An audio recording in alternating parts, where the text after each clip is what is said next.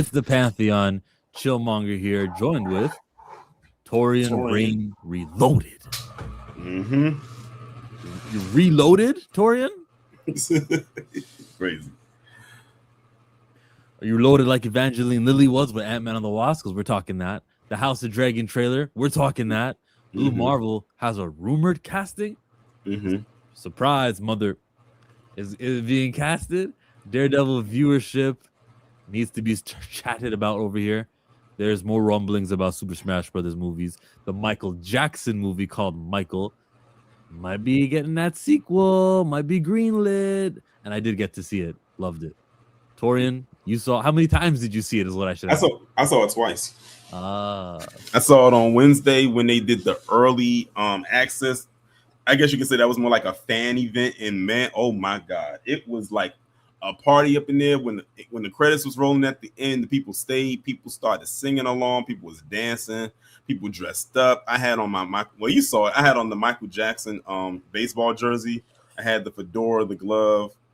I had a good time on Wednesday. It's crazy to believe that time flies so fast that it's been over a week since I went to go see it, and then I saw it again on last Saturday, and I saw it with a different audience, and it was packed there. Every showing was like almost sold out, like literally, like they had endless showings, and it was very really packed for every last one of them. And I'm glad to see that the movie is doing well. And like Chill said, that it's not even a possibility. They already confirmed it. Like they already confirmed it on multiple sources that they greenlit a sequel. Like Lionsgate has already given the green light to go ahead and do it. They just said they just got to make sure that Antoine Fuqua's schedule is clear so they can go forward with it.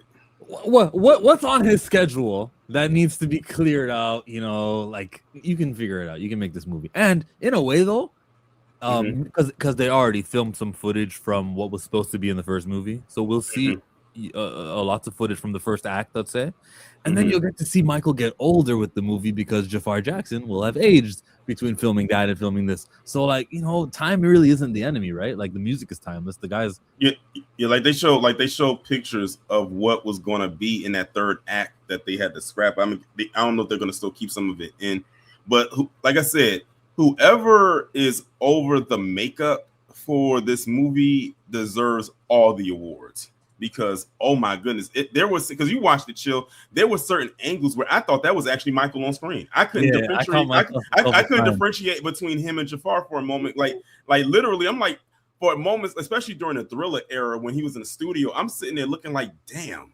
this looks just like Michael Jackson. And it's crazy how when you look at that and how he was able to embody him, from the voice to the movements to the mannerisms. Like he literally didn't just imitate his uncle, he became him. Like that's so eerie how and this, mind y'all, this is his first movie ever. This is the first time he's ever acted in anything. And imagine this is your resume. Like your first acting credit is playing your uncle, who was, in my opinion, the king of music. Like, talk about bragging from the start. And your next role most likely will be playing him again in the second part of this movie. Yeah. The other one who looked just like him, who am I gonna say? Do not say it. Don't go. No, you better not say it. Oh, I thought you know what I thought you was going to say. I thought you was going to say something else. Okay. No, Coleman looks like Joe Jackson. Like that was a good, fine job there. Well, are we doing the Michael review right now, or are we want to wait for the other guys? We can review movies and then. No, actually, no. We're going to save it. We're going to sit on it. We're going to sit on the review. That's why I said let's wait until the others come up. But I know they have some stuff. Yeah, because the international box office did way better than I thought it was going to do. I had the lowest expectations. Chill, you are probably one of the only people on planet Earth that thought that. Let's be honest with ourselves here. You are the only one who thought that the international box office was going to be low. I did. Well, it was still lower than what Bohemian Rhapsody did and some of the other international hits compared to. Like China didn't still show up for this, but I gave a low prediction of what I thought would have happened. But look, but also the thing is, movie is succeeding, and Chillmonger is gleeful about this. This is great news. Like I'm happy. Well, also too, it hasn't opened up in every market yet either. I think it's still some international markets that haven't opened up yet. So they still got to wait for that. I don't think it's open in Japan yet. And Michael had a huge fan base in Japan. Like, shit, if you want to know what Michael Jackson's impact was, all you got to do is go look at Michael Jackson's footage when he went and visited various places around the world and saw how the people were chasing behind the barricades. People was hanging. I literally saw a clip of someone hanging off of his limo as it was driving, like literally getting dragged while his limo was driving. Like, this is people would travel from other places, probably damn near empty out their bank accounts just to get a glimpse of this man. That's how much of an impact that he had, because he became more than just an entertainer. He became almost became, for some people, almost godlike. Like, he became a whole entity within himself. He almost wasn't human. Okay. How about this? Mm-hmm. How about this? Yes. Your girl, the Wasp, Evangeline Lilly, did something that she's not afraid to do. I don't think she's like, this has always been a woman who's very content with her acting career. She even retired after Lost, and they called her back to play this Wasp thing, and she said, fine, I'll give it a go. During lockdowns and vaccination, I shouldn't call it a vaccine, it's not a vaccine. But during that period, she was more so not doing the company line and not doing what mass media was trying to do. And she was outspoken then, she's outspoken now. Evangeline Lilly, Hope Van Dyne, has something to say about these major firings in Marvel. It's a bloodbath at Disney, and Marvel Studios just took the worst of it. Yesterday, the company laid off approximately 1,000 employees company-wide, and nearly the entire visual development team at Marvel was let go.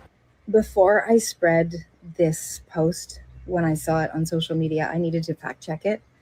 So I reached out to my good friend, Andy Park, who was the genius behind creating the original Wasp supersuit and the original Wasp concept drawings for the film Ant-Man and the Wasp, and just said, is this true? Is this really what's happening? And he said, yeah, it's true. I have been let go. And really, Lawrence? I can't quite believe that Disney have let go of the artists who brought the current Marvel universe to life through their imagination and their genius. That the people who invented these characters in the first place, who designed them in the first place, are now being replaced by AI. Can we, like, obviously, you know, me being me, you being you, us knowing better, these are comic book characters. We don't stand by what Evangeline Lilly said, but she means it in the context of movie making, that they invented the characters. Yeah? Mm-hmm. Yeah. Okay. Keep on going, Evangeline. AI that will take their designs and take what those artists created and use it to create iterations of that. I am so sorry, Andy, and I am so sorry to every single one of the artists who were let go in the 1,000 artists that Disney fired, and particularly the entire team at Marvel who have been considered obsolete now after building the Marvel empire. If you're a huge fan of Marvel, just take a moment today to think about them, to send up a prayer for them, to honor the people who created the world that you fell in love with. That was a human invention. These were human creations, and they shouldn't be stolen by tech giants so that their robots can replicate them. I think it's disgusting and horrible. And I stand with all the artists, and Andy, I'm so sorry. And I love you guys. Did these artists sign something where they signed away the rights to their artwork? Hey, one day this could be digitally recreated by an AI machine. And I hope the answer to that question is they never signed a such thing. There's gonna be a class action lawsuit. They're gonna get their money and stuff. I hope so. I think this was inevitable. You want to know what sort of crazy thing about it is? As time goes on, you know, we're all living in the moment and everything like that. But then as like when there's a different era that happens, there's always something that's going to change, and it could be a small change, but then it balloons into something major. Like, like look at when smartphones first came out. It was like, oh, okay, we got this device in our hand. Okay, some people probably didn't think anything of it, especially when you had to make that transition from a house phone to a cell phone. For some people, that was a hard transition, but now everybody has it. Like, you can't imagine it without having that device in your hand or in your pocket at some point in time. 15 years ago, I couldn't imagine it. Exactly. And 15 years ago it's 2011. That's crazy when you think about it. That's really not that long ago when you put that in perspective. 15 years is not a long time when you put that in perspective. But the thing is, I remember when the first smartphone came out, with the Android and the iPhone came out around the same time back in 07. In 07, I just graduated from high school and just started my freshman year of college. I was 18. And at that time, I was still working with a flip phone. I was still texting with T9. Listen, you bring up a T9 person to someone who's in Gen Z, they'll probably look at you like you got two heads. But like, I was literally still texting with a T9. I did not get my first smartphone until 2 years later in 09. And the only reason I wanted it was so I could download the Twitter app, because I got tired of getting on my computer to have to tweet something or get on Facebook to post something. So now I have everything at my fingertips, and they kept talking about apps. I said, what is an app? They said it's short for application. I was like the one you send it, like when you're trying to apply for a job, they're like, no, it's like, it's on your, and I was like, no, no, it's something that you have on your phone so it can get to whatever you're getting to faster without having to say www.whatever.com. So, and I was like, see, the thing is, everything was starting to happen so fast. And by the time that a lot of these apps started to come along, you already was like, what, maybe 2 iPhones in. I'm like, they just came out with an iPhone 2 years ago. Now we're on like the iPhone 4. I remember when Siri first got introduced. Yeah. Remember when Siri was a brand new thing? Like, man, I feel old. And I didn't know how much listening it was doing, though, because for you to say, hey, Siri, it must mean that the microphone is always on, just waiting to be activated. And I didn't realize how much was being, and that's when I got into like, damn, we're really being spied on around that era where I was like anti-cell phones. Yeah, and that's the thing. That was such a revolutionary thing to have your phone talk back to you like that. Because we just wanted to play Fruit Ninja. Yeah, like or Temple Run.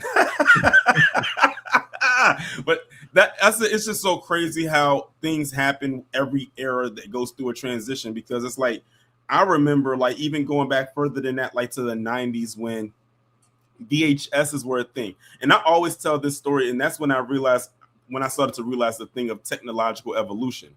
I remember back in 2000, there was maybe not 2000, maybe 2001.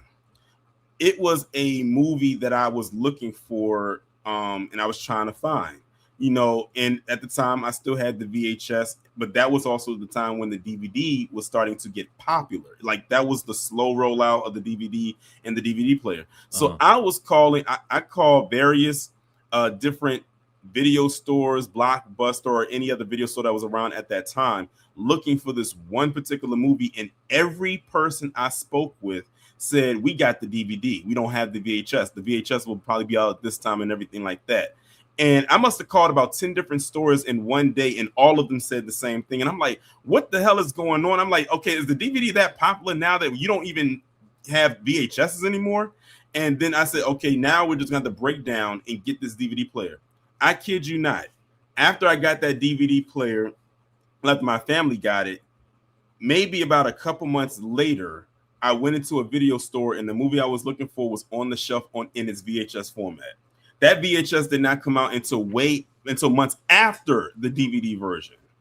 That's how I knew the VHS was phasing out, because VCRs weren't selling anymore. They were starting to take them off the shelves. They were being replaced with DVD players, and the DVDs was replacing the VHS tapes. PlayStation could play DVDs too. And exactly. When that happened, that's what made it even more a booming economy for the DVD player, because that was revolutionary. Now you can not only play your games, but you can also watch movies as well. Hold on. Just like back then with the PlayStation with the memory card. Why have this extra piece of a device in here when we can build extra storage and have you save the game in the device like a computer? Yes. Thank you, PlayStation. Because remember the floppy disk. that got replaced with the USB drive. Now they got hard drives that are so big, you can just save everything on your computer or get an external hard drive. You ever seen those YouTubers, the Fine Bros? Uh-huh. Yeah, so they were doing a reaction and kids had to react to the floppy disk. And they're like, is this the thing on a Google where you can save the document? Is that the save icon? Because it is. And I was just thinking, wow, like if I was born 10 years ago, that's probably what I would think the floppy disk is. Yeah, it's literally the icon for the save button. But you know, that's as far as now you'll see a floppy disk is with that icon. How many government secrets were recorded on a floppy disk? Probably a lot. A lot. Back then, we wasn't talking about gigabytes and terabytes. He's like, just give me this floppy disk and let me put this thing into the thing. And I remember literally, it was an actual floppy disk. Like it was skinny and it literally like you could shake it like them old Polaroids and it would be floppy. But then they came out with the more smaller condensed ones and those were more hard and more durable. Yeah, for sure. So I don't know how Evangeline Lilly sparked that, but that was fun. I like reminiscing on past and stuff like that. Yeah, because it makes you realize like where we were at one point and how we are now. And like I said, we are in the middle, or we're in the second half of the 2020s. So that means by the time 2030 rolls around, we're going to transition into something else, because every era there's something or some things that goes on in it. And then when the next era hits, it's going to be something else. It's crazy to believe we are 6 years removed from 2020, and there's some stuff that was happening then, minus the obvious, that are not happening 6 years later. Whether it's the lingo, the form of dressing, the style of music, it's like, and we're seeing it happening in real time. Like imagine our parents growing up back in the day, of all the transitions that they saw growing up between, I don't know when your parents were born, but for me, my parents were born in literally at the end of the 50s. They're thankfully still here. So they saw everything through the 60s, 70s, 80s, 90s, 2000s, 2010s, and the first half of the 2020s. Well, with age comes wisdom and lots of movies to watch. And I had this thought about wrestling and how, like, I will be, God willing, I will be 89 years old tuning into Monday Night Raw because there's no off season. This show doesn't end. And like, I love being my fandom of wrestling. And then I was thinking of TV shows like for Marvel and DC, right? Yeah. And I'm like, no, I will, if the shows are bad, tune out and not watch, right? Like, and that's me trying to segue into what's happening with the Daredevil show, which I am not watching, but Born Again. Okay. Season 2's viewership drew 4.5 million views and 10 million hours in its 5-week window. This marks a decline of about 46% in views and 54% in hours watched for the first 5 episodes compared to season 1. So it's doing about half as much. Which is interesting because I didn't really care for season 1, because one issue I had was they had multiple writers on there, and it seems like they couldn't get one linear story correct. Where I feel like I actually really enjoy season 2. I don't know why the viewership might be low. You know what? I think I know why it is.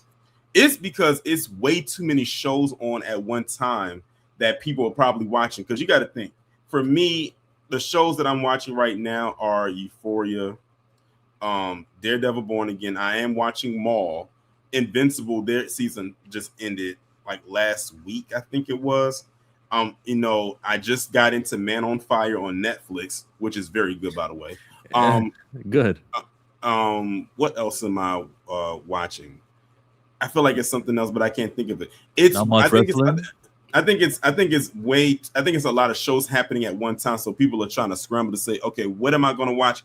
What am I not going to watch? Unlike where you might have that one show that might be out there just lingering by itself on an island by itself, where you can dedicate time to actually watching it. It actually feels like how it was, going back to the nostalgia factor of how it was back in the 90s when you had like a show on every day. But see, the ratings and everything, how stuff worked back then was different because there wasn't streaming either. All of this stuff is on streaming.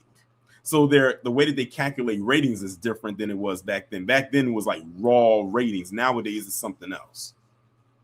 Which is fine. That's just like, what are you gonna do? The Boys. Thank you, Jenny. The Boys. That's what else I'm watching. Yeah, there wasn't really much to watch in January. I think we had the His and Hers on Netflix with Tessa. That was good. Did you watch that? Yeah, that was it good. I alright. enjoyed that. Hey, we're about to spoil it because I want to say something about the end, the way that ended. Mm-hmm. They withheld so much information from us that there was no way I was supposed to know who ended up doing the big suspect, who was actually that person. Like, I know that you can say, well, in the last 5 minutes they explained it all, but not really, man, not really.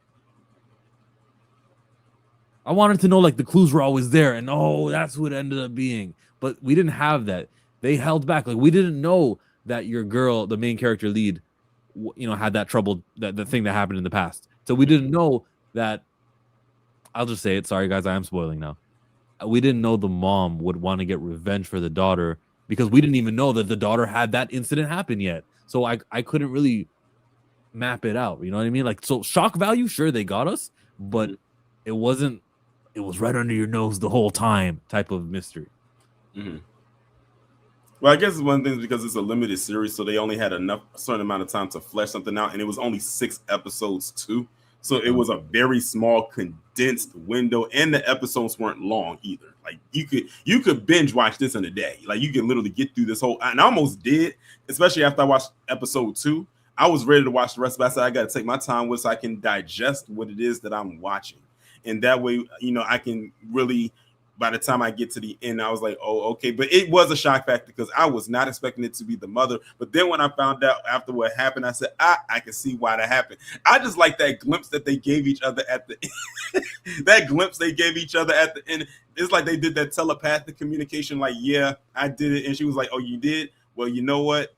I may not condone it, but I'm glad you did what you did. Because, if it was up to me, I would have did it too.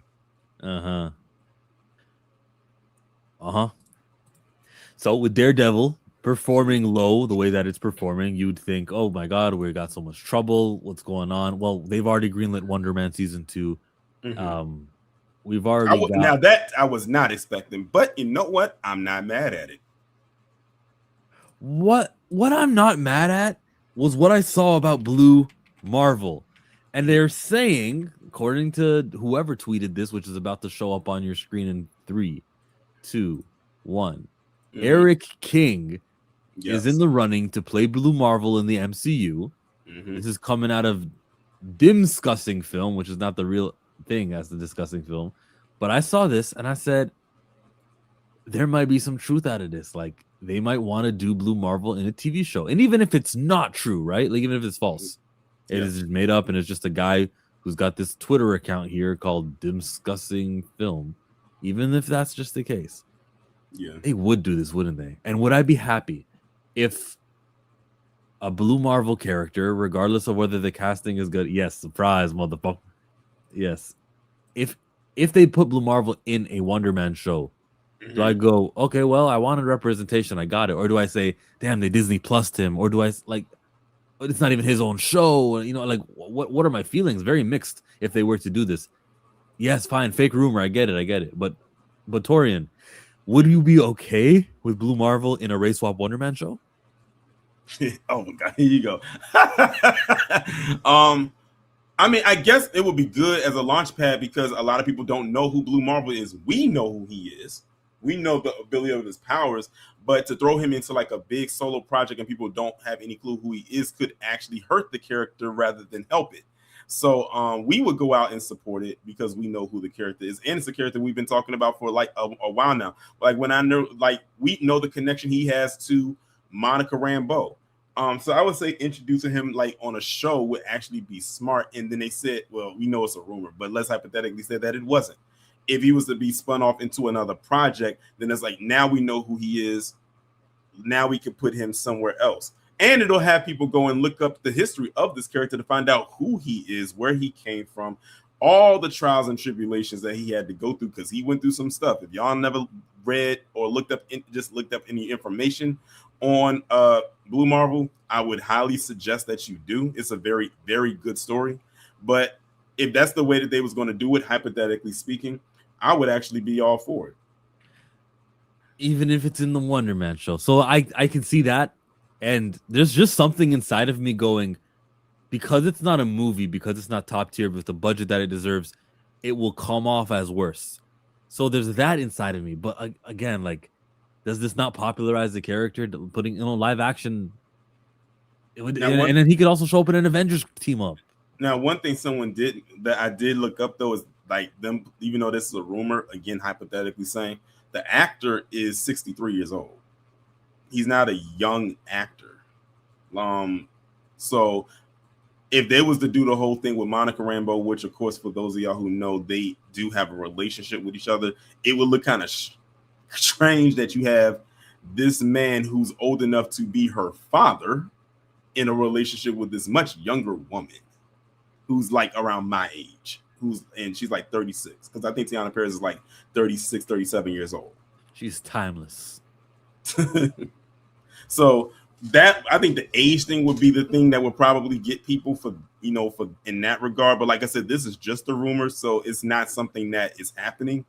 But who knows when we'll see Blue Marvel? When's the next time we're going to see Monica? Well, she's in the other universe where X-Men are, so we probably would expect her in Doomsday. Yeah. If it's those specific X-Men, which why wouldn't it be, right? It would be. Right. And Lawrence, and now you got Yaya in Man on Fire. I'm telling y'all, if y'all have not watched Man on Fire, it's on Netflix. I think it just came out this week, if I'm not mistaken. I am on episode 5. I think it's like 8. Is it 8 episodes? No. Hold on. 1, 2, 3. Yeah, I'm on episode 5. I think it's like 8 episodes in total. So it's good. It's really, really good. Yaya is doing his thing. I think Denzel would be proud with what he's doing with the character in this show. Lawrence was watching Jimmy Fallon interview Yahya Abdul-Mateen, and Candyman, Man on Fire, Aquaman, both Aquamans. You know, like everything he's in. Look, I got Dr. Manhattan, Walkman, Dr. Manhattan, Aquaman, Black Manta. So it's a man. There's a man in there somewhere. The Greatest Showman. Yeah, his IMDb is long with mans on it. I didn't mean it to sound like that. That's why I was like, okay. Eugene, I definitely thought Blue Marvel should have been in one division. Yeah, the aerospace engineer, like when they said that, and everyone with the YouTube channel said, that's Reed Richards. That's Blue Marvel. What are you talking about? Well, there's other aerospace engineers. Like, remember that? Man, that was so fun. Marcus Turra says, I'm watching this weekend. Don't say anything. Okay, no one spoil Man of Tomorrow. Marcus is watching on the weekend. Man of Tomorrow. Why did I say that? Sorry, man. You all the way into next year. Man on Fire. Yo, I asked somebody at a comic shop, does the comic Supergirl Woman of Tomorrow, does that sell well? And the answer was yes. Like, that's actually something. Yeah, they said Woman of Tomorrow is probably Supergirl's most popular and most recognizable story, which is why that's the storyline they went with for this movie, which is smart. I didn't read the comic, but I was listening to a video. It was like a 45, almost hour-long video where someone was breaking down the story. And my goodness, when I saw the part in the trailer with it, it feels good when you actually can read something or listen to something and then you can see it play out and it's like, okay, now I know where they got that from. So when that character, Criminal Yellow Hills, actually shoots that dart at Crypto and poisons him, that is in the story. That is in the comics. So when people saw that and was like, oh my God, I can't believe they did that to Crypto, I said, I can, because I remember that part in the story. So they're actually going there with that. The only part that's not in the Woman of Tomorrow comic is Lobo. This is something strictly for the movie. But everything else, for the most part, is in the comic. Which is fine. By the way, Free Comic Book Day of 2026. DC is doing free comics on Saturday. The first Saturday of May every year is Free Comic Book Day. So if you go to the shops, whichever one, all over, you can pick up the Woman of Tomorrow first issue. Issue 1 of 6, I think, is the whole series. But you can get issue 1 at least and read that beginning to end. And if you're interested while you're at the shop, it's encouraged that you guys actually do buy something and not just look at, what did DC put out for Free Comic Day? What did IDW put out? Oh, look, a Sonic the Hedgehog Free Comic Book Day. Like, they will be there. Just make sure you guys make a little purchase to help out your local shops who are going to be taking care of you. All right? Mm-hmm. All right. And pick up Milestone, okay? Oh, Tomorrow also, Superhero Static Shock on Tubi. So tune in. Oh, it's on. Oh, they putting it on Tubi. They say May 1st is going to be the launch day for Tubi. Okay, cool. That's nice. Wasn't it on another streaming platform? I don't think so. I think they just pulled it off of HBO Max 3 years ago. Okay. I don't know why I thought it was on Netflix. For some reason, I thought it was on Netflix. No, you know what? In Canada, Justice League is on Netflix, and it says leaving soon in my Netflix. Okay. But that's good. I'm glad they put it out. Listen, Static Shock was a staple for my Saturday morning youth back, all those years ago. Pokemon, Power Rangers, Static. Mm-hmm. Oh, listen, that's another thing. Going back to the nostalgia thing, the kids today have no idea what it was like being a kid growing up in the 90s and early 2000s with them Saturday morning cartoons. I mean, between Kids WB and Fox Kids, it was hard to rotate because it's like, how dare y'all come on at the same time and compete with each other like this? It's like, okay, good. I said back then I was running out of tapes to dub things because I had to record something on one channel and watch something live on another. But I stayed on Kids WB. Like Pokemon, Yu-Gi-Oh, Static Shock, I did too. Jackie Chan Adventures, Shaolin Showdown. From beginning to the end. That maybe 1, 2 I didn't really care for, but they had such a lineup compared to Fox Kids. They had a very good. I mean, I would give Fox Kids. They had Bobby's World. You had Power Rangers. You had Beetleborgs. Sonic X, Ninja Turtles. Ninja Turtles. They even had a show on there that I used to watch called Erie, Indiana. It only lasted for like a season, but I enjoyed it. It was a weird show, but for some reason I like Goosebumps. Yeah, it was all right. Who had Mucha Lucha? Was that Kids WB? No, yeah, that was Kids WB. Mucha Lucha was on Kids WB. Kids WB was the one. Oh yeah, Batman, X-Men, Spider-Man, that was all on Fox. Superman was on Fox too. And Fox had Digimon. I couldn't, for some reason, I could not get into Digimon. I think it's because I was such a Pokemon head that I was not trying to pivot. I felt like I would have been betraying the Pokemon thing if I went over to Digimon. Huh? Could you do Yu-Gi-Oh? I did. Oh, I was a Yu-Gi-Oh head. I watched shows. I had the cards. I even went to some of the local tournaments. Like I was Yu-Gi-Oh down back in the day. You couldn't tell me nothing. Saw every episode, even the spinoffs. The movie too. I was locked in with Yu-Gi-Oh back in the day. My bad, Blue. We don't really know about Saturday morning cartoons. So what? X-Men, Transformers, He-Man, G.I. Joe. Is that more your era? Your cup of tea? Well, Blue came up in the early Saturday morning cartoons, so he has to go back more like to the 80s. So he caught that way then the 90s and the early 2000s. Me, of course, for me, it was the 90s and early 2000s. Did Master P have a cartoon? Why do I feel like he did? Romeo had a show. I know he did, but it was on Nick. It was on Nickelodeon. Yeah, I saw that. He said, "Oh, send the link, bro." We're crowded today, Blue. I don't want to say no to you on screen, but there it is. He said 80s. That's what I thought. So yeah, Blue came up with in the 80s round. So he had that 80s round right there, which was the one upper advantage over us. But that's fine though. Shout out to the 80s. Blue is about to enter from wherever in the world he is. Digimon Digital Monsters. It's okay. We got some fans. Some guys could cross the picket. Yeah, I mean, I'm not gonna say that. Like, even though I didn't like Digimon, I'm not gonna discount that Digimon didn't have a base. But everyone knows Pokemon literally set a bar so high. Digimon just kind of got lost in the dust. I mean, like Digimon came for a little bit and then it was gone, but Pokemon was still there. Yeah, I hear you. Yeah. Pre-order the Batman and the Static Beyond trade paperback. Where did that come from? I mean, I don't disagree with that though. Yeah.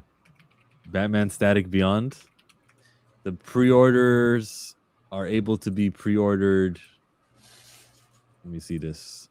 If you guys like supporting comic books like this, it releases in August. The final order is May 25. So let your shops know before May 25 that you want this in your pull list and they will order. If you don't, they might just get one and put it on the shelf. Or if you have a small comic book shop, they won't order it at all. So before May 25, pick up this trade paperback collecting 6 issues of a crossover from an Elseworld story of Batman and Static Beyond. And he's much older in this. It's really cool.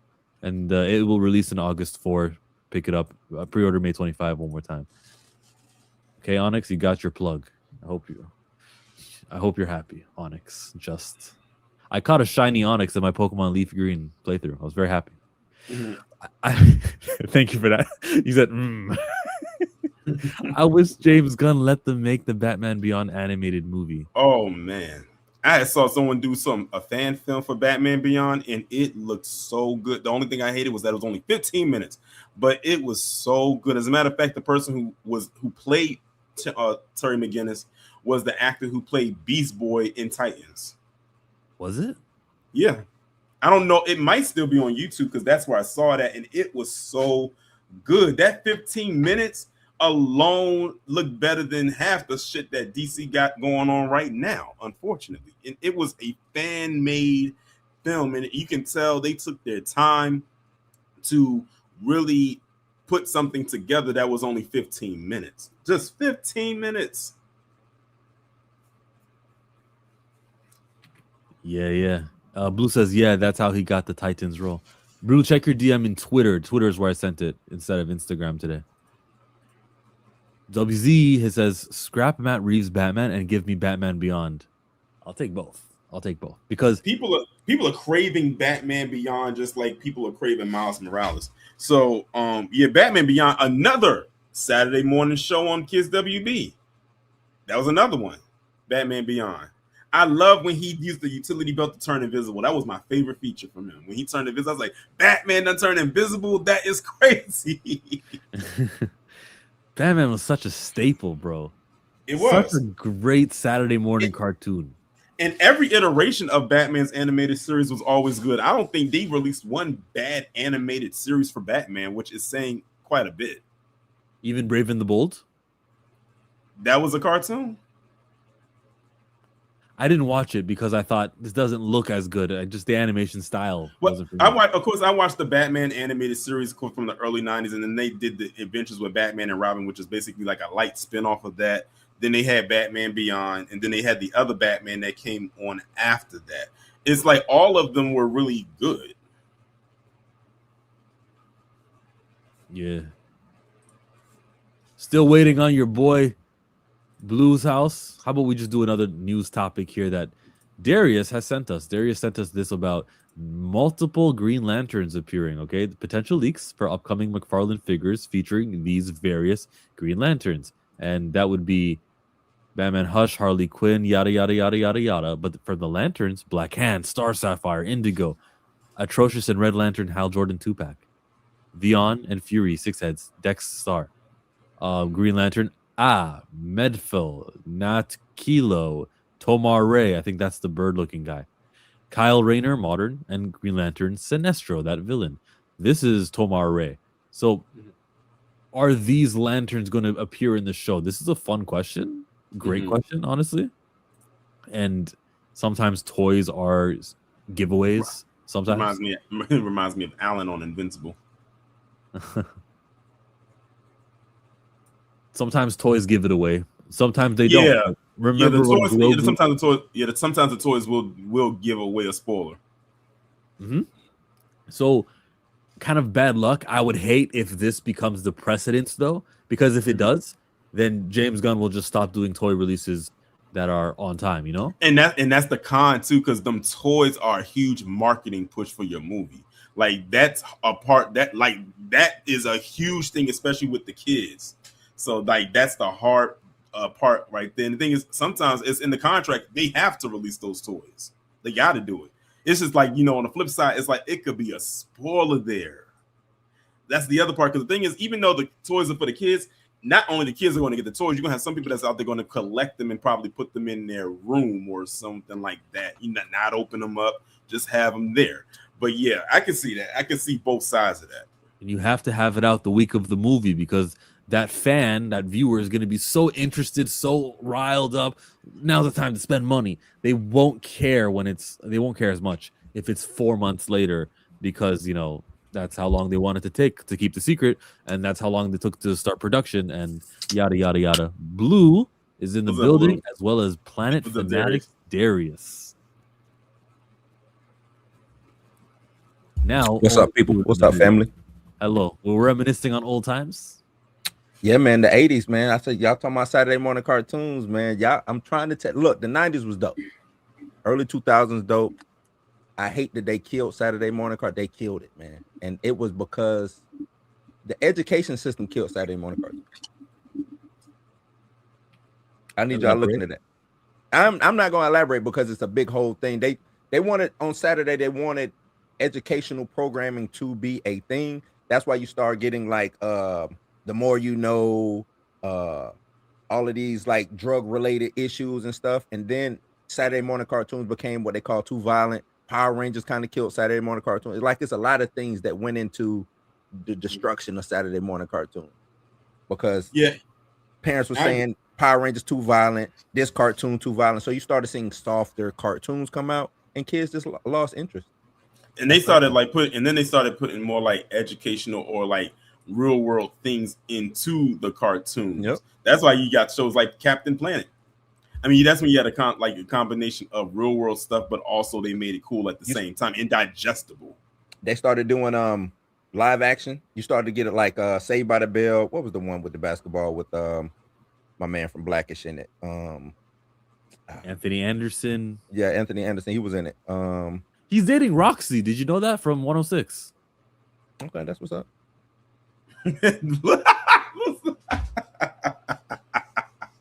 I don't know why that's like. He's like, okay. We're happy for both of them. Yeah. Like, I don't know what to say about it. I mean, okay. But his show, like they started doing live action Saturday morning teen TV, teen targeted TV stuff like that. Not saying that it didn't work because I don't know, because they say Saved by the Bell was canceled every season. So I enjoyed, me personally, Saved by the Bell was a huge part of my childhood. Mine too. I watched the reruns and everything before I went to school, like when they used to air in syndication. Every morning before I went to school. Thankfully, the school I went to in elementary school was right across the street from me, so I could literally watch the whole episode and leave at like 7:59 and be there by 7:59.59. So so yeah, like say about it. I even watched it when they did the college version, even though that was that was very short lived. Like it didn't even last the whole season. But that's what they say. They say even the original shows, they say they did not know if they was coming back next season because every season it was canceled. Mm-hmm. Who's the Boss is better than Saved by the Bell? Boy Meets World is better than them both. Who's the Boss is two different shows. Who's the Boss is and Saved by the Bell is two different. Saved by the Bell came on in the mornings. Who's the Boss came on at 8 o'clock at night. And it was pushed towards adult. Now, what you said, Darius, which one was better? He said Boy Meets World. That was good. I think it's an argument to be made there. I don't think that's a bad take. It's funny too. You know, it's funny that Darius brought up Boy Meets World because the actor who played Mr. Feeney, he turned 99. Yeah, like last month. He's still with us. He still does conventions too. And it's crazy too because for those who watch Boy Meets World, I can't bring myself to say his name the regular way. I got to say it the way Eric said it, Mr. Feeney. He used to kill me when he would say his name like that. Yep. But no, that ain't a bad take. Boy Meets World over Saved by the Bell. Yeah, I ain't mad at that. Another show that was out back then, even though it wasn't a Saturday show, that stayed on for a long time, even though I didn't watch it, but you could not go a week without hearing about it, was Beverly Hills 90210. 90210. That show stayed on a long time. It was on Fox, and it was one of those shows that if you did not watch it, you heard about it. You knew that show existed. And I never watched one episode of that show until I got older, like maybe in my teen years, and watched it. And I said, I can see why people love this show because that show had some shit going on. You ever watched the reboot? I did not watch the reboot. I know there was some that was more for a newer generation. By that time, I didn't care to watch it because it was like I already got my fix from the original. The reboot had from The Wire. Mike from The Wire. He was the main. Yeah, he was. Tristan Wilds. Yeah, he Tristan was. Wilds. That's him. Yeah. Yeah.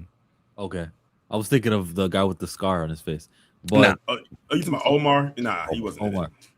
That was our soaps back in the day. Did you guys ever, care about soap operas? Get into them every now and again? No. A Black American Family. Yes. My mother. Yes. I watched them with my. I got sucked in. I fell into watching them with my mother. She watched Days of Our Lives. Days of Our Lives. Yep. The nickname was called The Stories, or your mother, your grandmother say, "My Stories is on. Shut up, go in the other room. My Stories is on." Like, you better I didn't have to go in the other room. I was watching them unless you watched it with them. Like, but if you was going to be in there, you had to be quiet because you were trying to catch everything that was going on. You didn't want to miss nothing because especially back then, you couldn't rewind it. You had to watch it. If you missed something, well, see, Taurean, during the summer, I was in charge of recording the soaps. I had to change the channel from when The Young and the Restless went off. I had to change the channel to when Days of Our Lives came on. So I had to record both of those. General Hospital also. Like, all of that. That's how my mother was. That's how my mother was too. When she was at work, she had the tape on and she had the thing set to record. She was. My mother was a CBS soap person. Still is. Like, she was watching Young and the Restless and As the World Turns and Guiding Light. She wasn't a Bold and the Beautiful fan, but she watched the other three. Now, to this day, Thanos has nothing on Stefano. To this day, you talking about Stefano Demira, brother? Yeah, you know who I'm talking about, brother. No, Stefano. You know what I'm talking about? Stefano used to have motherfuckers stressed. You guys don't know Alistair Crane. They couldn't show his face on the screen. Remember? You talking about Passion? Are you bringing it with the damn doll? Yeah, Passions. Passions was that was just funny to me. Passions was a wild show, and the thing is, that was the one that I started watching on my own. Like, I was watching it because that was more for a younger generation, like my generation coming up. Because at that time, it was years since they had a soap opera on it, a new one on the air, and I would watch that. My favorite storyline from Passions was when they had the whole natural disaster happen. Do you remember that one when they had the earthquake and the tsunami because the spell went wrong?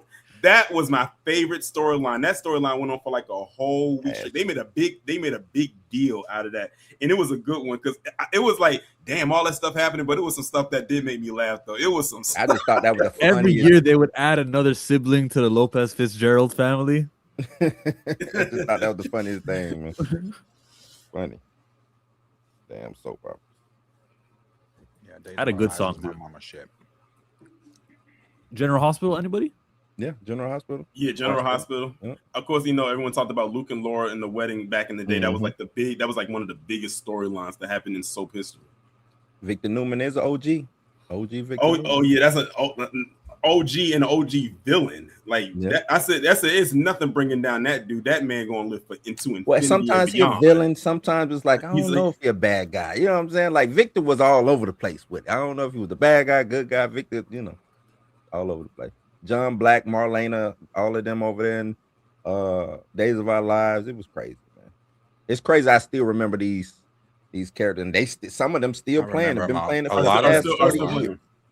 A lot of them still are. I remember, like I said, I was a kid, but used to watch it with my mom because she would be watching it, just watching it with her and then getting sucked in. I just remember Stefano always dying, always waking up in a casket or coming back somewhere. I'd be like, the episode where he woke up in that casket, I was like, whoa. He said he woke up and said, John Black shot me. Yeah, that one.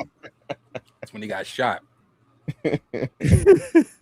Then of course, speaking of shot, even though I guess you could say it was a nighttime, so people watched Dallas, the whole Who Shot JR, Who Shot JR. Yeah, that was bad. I know Blue, I know you remember that one. That was like literally the talk. That whole storyline was the talk back then. That had everybody shook. And then even the new Dallas had when they brought it back, what was that? I want to say like 2010, 9-10, something like that. And they brought it back, and this was, I think JR did, because he came back. I think he did a season, and then he actually passed. 2012, yeah. 3 seasons. 3 seasons, yeah. But he passed, I want to say the first season or the second season, he passed away in real life. But straight up continuation. Taurean, What up? What up? Taurean, do you and Jody still communicate? Salute to Jody's corner, I'm assuming. Yeah. I actually spoke with him actually over the phone because I have his number because I went out to LA a couple years ago to go see them. And yeah, I actually spoke with him like back in like I think last month. I had called him because something had happened and I was checking in on him. And then when he got it resolved, I had called him back again. So yeah, we still communicate. He got some crazy takes. I know Jody's corner. Yeah, I don't know him, but I know who you're talking about. He got some crazy takes. That's all I'm gonna say about it. Yeah, crazy takes. Thank What you. up, Lawrence? What up, Professor? Marcus. Hello. What's going on, folks? Now everybody is here. Let's I heard y'all talk about and I'm Saturday glad. morning cartoons. I heard y'all talking about the stories. First of all, I feel like y'all didn't put enough respect on Fox Kids' name, right? Because Fox Kids was. I brought up Fox Kids. I was trying to. I was on Fox WB Kids back. But what they that's was, the wasn't it? They was rocking heavy with WB, wasn't it? WB, I forgot about Fox Kids. But that's the thing. I mean, like for some reason, for me, I think I liked more shows on Kids WB. Like it was like every show on there I could watch and I enjoyed. X-Men 97 or not 97 at that point. It was just X-Men, but animated series. Yeah. See, but that's the thing on Fox Kids. There was like certain shows out on there that I liked, but I didn't like the whole lineup. With Kids WB, I liked the whole lineup that they had. There wasn't what was a the show bad lineup that was on Fox Kids? The Tick, X-Men, Batman Spider-Man. Beyond. Yes, What Mario's World Spider-Man? on Bobby's World. Mario CBS. Bobby's World. Bobby's World. Bobby's World. No. Fox had it on lock. Like you could sit in front of the TV at least 3 hours with Fox. Well, like I said, the thing that got me was the fact that both lineups were on at the same time, so you had to compete for it was competing. Yeah, you got to hit that back button. Hit that back button. That's what I was telling. That's what I was telling Chill. I said one of them I'm gonna have to record on this VHS. The other one I'm gonna watch it real time, and I'm gonna come back to that tape and I'm gonna rewatch what I missed on that one. And typically it was usually the Fox Kids one that I was recording. You know, it used to be like absolutely simpatico, like bliss is when you would get a lineup with the ads where one of your shows would still be on and the other one would be on commercial breaks, so you could flip. I was like, oh my god, this is perfect. How did I land here? Yep, gotta hit that back button. Jackie Chan show was fire. I got to give respect to Jackie Chan show. Let's see. It went multiple seasons. I think it went like 3 seasons too. I was like, Jackie Chan. What was the? I'm pretty sure it's Showdown. It's either Shaolin on Showdown. Yeah. Jackie Chan's either on Tubi or Disney. Nice. Hold on, what was Gargoyles on? That was Disney. Disney, okay. No, I'll take it back. It was on Fox first, then it was on Disney. Yeah, that's what I thought. I thought it was on Fox first, Yeah. and then it went, I think it was on Fox first, and then it went to Disney. So the Gargoyles. And then as far as the stories goes, it's Guiding Light or Bust, man. It's Guiding Light or Guiding Light or Bust. Guiding Light or Bust. Guiding Light or Bust. Yeah, my mom and my grandmother are big Young and the Restless fans, but I never really got into it. Not a big guy. Like I said, my mom, she's a CBS. She watched all of them. The only one she didn't watch was The Bold and the Beautiful, but she watched Young and the Restless, Guiding Light, and As the World Turns. Somebody here talking about Osmosis Jones, or you deep in the bag today? I don't think it's a classic because no one talks about it, but I watched it. I did watch it, and it was popular at the time for sure. Weren't too many black animated characters at that point, so Chris Rock. I remember seeing a movie. Why he not trying to get the live action Osmosis Jones going? See, he tripping. What would a live action Osmosis Jones even look like? Yeah, I don't think I want to see that. That would be a horror movie for real, just by the look of it. That would not even be a kid's thing. That would be a horror movie. Not as old as those, but American Dragon Jake Long in line with that Jackie Chan stuff. That was a great one until they changed the animation. When they changed the animation, I wasn't really fucking with it. But why did they do that? Like, what was going on? They changed. I was big in the Saturday morning cartoon, like why they went away. So I did a whole little deep dive, man. They changed the. They wanted to get cheaper. So really did. Yeah, just success. Like X-Men wanted to get cheaper. I don't know if y'all, if you watch X-Men, you see the animation style go from this to shit. Like, and X-Men animation just went downhill. They wanted to get cheaper. Disney started wanting to get, and it's because nobody wanted to put money into these animated shows anymore because they didn't serve a purpose no more. They weren't selling toys or anything like that. It wasn't a big, because cartoons was a 30-minute ad, or basically a 15 to 20-minute ad, but you had commercials and stuff like that. There was no more toys being sold off of the cartoons. Like I said, it had to be educational. If it wasn't educational, they wasn't putting money to it. So. And that's what I'm glad you said it. That's what caused Static Shock to be canceled, because they said we got canceled after 4 seasons, but the ratings were high. But the thing we messed up with is that there were no toys being sold while the show was off the air to keep the money flowing in, and that put a huge strain on our budget. So we couldn't go forward. So they got canceled during a high, not a low, because they didn't have any toys to sell, or a lot of merch for that matter. There wasn't a lot of Static Shock merch or toys being sold. There's they more were the all season. Static, I think, was like the number 2 animated show during its time, slide or something like that. It was either number 1, number 2. It was after Pokemon on WB. Yeah. Yep. Mm-hmm. Is it okay to call Static Shock? And I will clip this and show it to Paul. We can call him Static Shock, right, guys? Well, the show is called Static Shock, but his character is just Static. I feel like both are acceptable. The cartoon was called Static Shock. Static Shock, but his character name is just Static. Static. Right. Virgil. Young Virgil. What a know-it-all. His name's Virgil, actually, guys. I read the comics. So, were you there in '93, Milestone Media? You were in line. Yeah. Did you meet? Actually, I ordered it through a service. I wasn't in line. I ordered it through a service. Oh yeah. No, I believe I was overseas at the time, so there was no, unless it was came to, like, because we didn't have a comic shop where I was at. It was just it was called Stars and Stripes. It was like this. Everything was there, books, magazines, whatever. If it came, it came. If it didn't, so at that time, Wizard magazine was out. You could order through like Wizard, stuff like that. So that's what I was doing. Yeah, his name is Static, but the show is Static Shock. No, I know that, but I was just, as you guys know, me and Paul go back at it over whether or not it's okay to refer to Static as Static Shock, because it's just much easier. And I say it's okay. Why did you look up at the corner? He was making sure that the Knicks actually won. Y'all can hear it. I thought you were looking up at all up in here. Because I thought you were gonna point at the thing behind you, the Static thing. Oh, no, yeah. Shout out to Virgil. Shout out to Verge. Verge.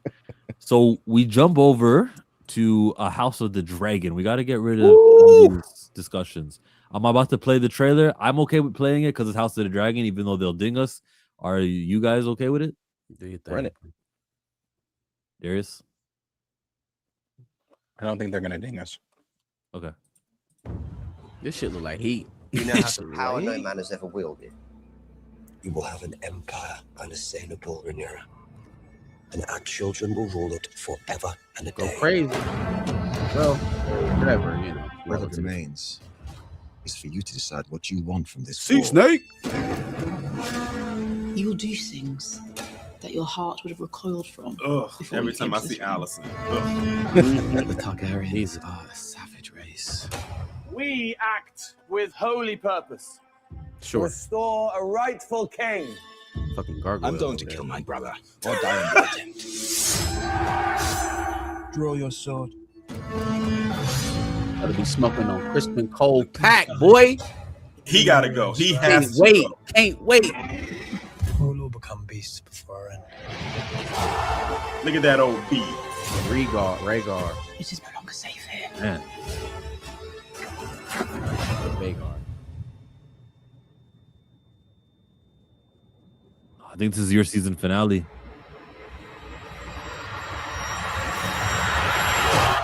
There will be no doubt who the gods have chosen to rule. I'm ready.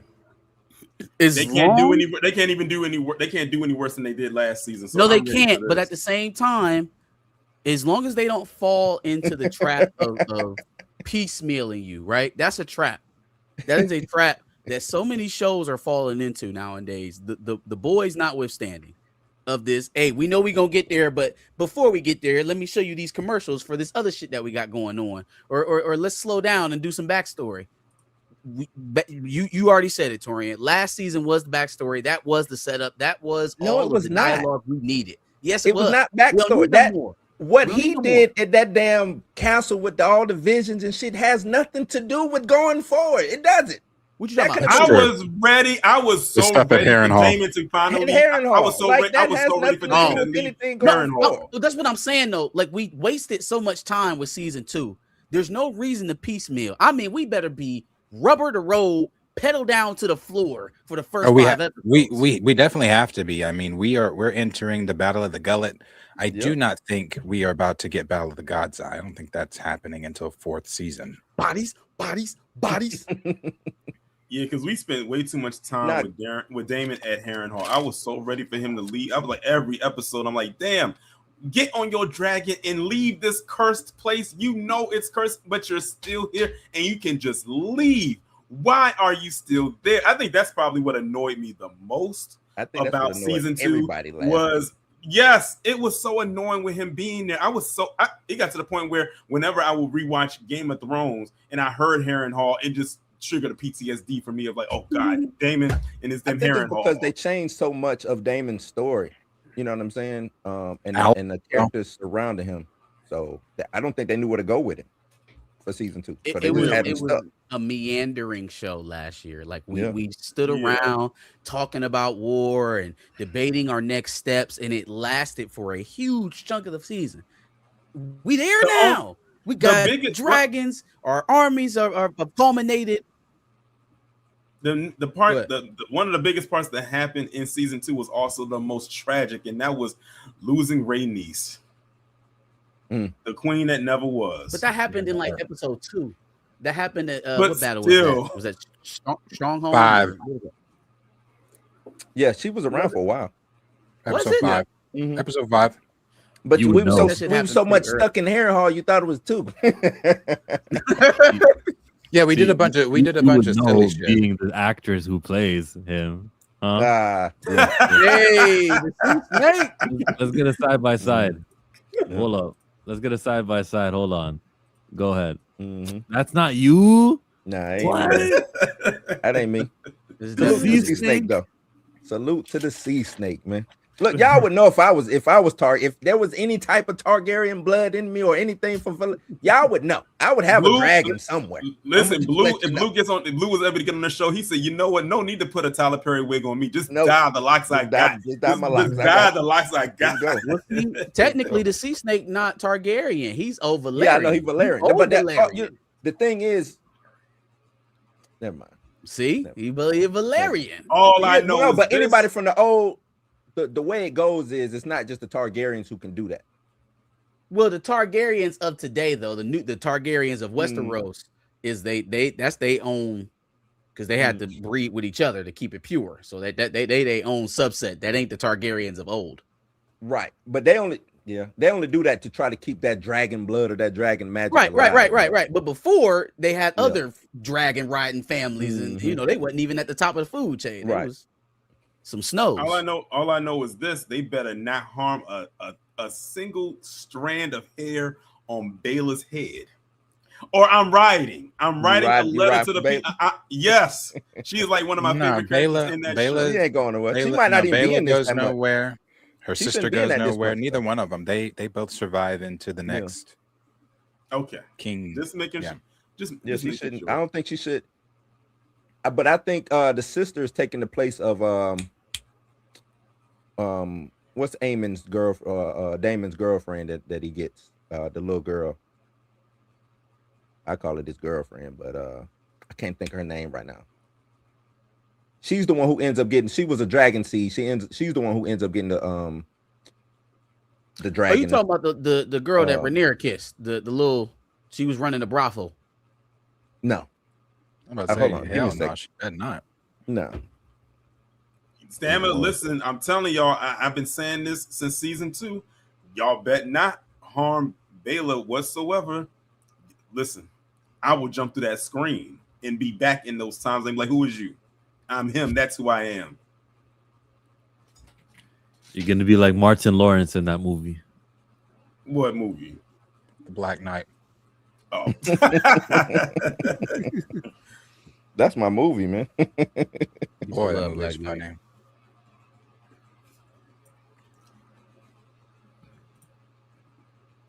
Yeah, it's gonna be a good season. Like I said, more deaths are going to definitely hurt. Rainey's hurt me. I'm a big Rainey's fan. So the Nettles. My bad, this there's next, Nettles. yeah, but Nettles isn't in this. I know. What? I think the Bayla's sister. Yeah, she's she's gonna take taking Nettles that spot. because she's after what's that dragon's name? Sheep Stealer. That's right, Sheep Stealer. Yeah, they're doing what's his name? The Battle of the Gullet's gonna hurt. That's gonna hurt. Oh yeah, that one's gonna hurt. Let's get to it. Marcus is like, I don't care how much it hurts. It's time. It's time. Y'all had a whole season to hug these characters and keep them close. All these damn side missions. They didn't ganged up with some random non-Targaryens, some Targaryen bastards. They whole faith them banged out. They said, this is unholy. We ain't playing this nonsense. You done got Aegon burnt to a crisp. You still got Allison still being a B. I wonder who put a battery in his back. I don't remember. Well, I don't think they even said, because in the book, or at least in the audio book, he just kind of like arrives. We get the who energized him to come back and try to get the throne. Loras. Mm-hmm. Who was it? Loras Tyrell, or not Loras Tyrell. I would say Loras. Not Loras. Strong. Loras Strong. Yeah. Is his name Loras? Strong. Loras He's Strong. Loras Strong. Yeah, he did. So they're on their way to Dragonstone. Well, man, what you gonna do when you see your brother though? Like, what you like? All that shit sound good on the march to King's Landing. I don't think he sees Aemon. Damn. Unfortunately. Well, hold on. We I don't want to give nothing away for those. Yeah, we getting into it now. Aemon's still being conniving. Yeah. But he does. Can't give anything away, but he does get that. It's crazy how it ends, but yeah.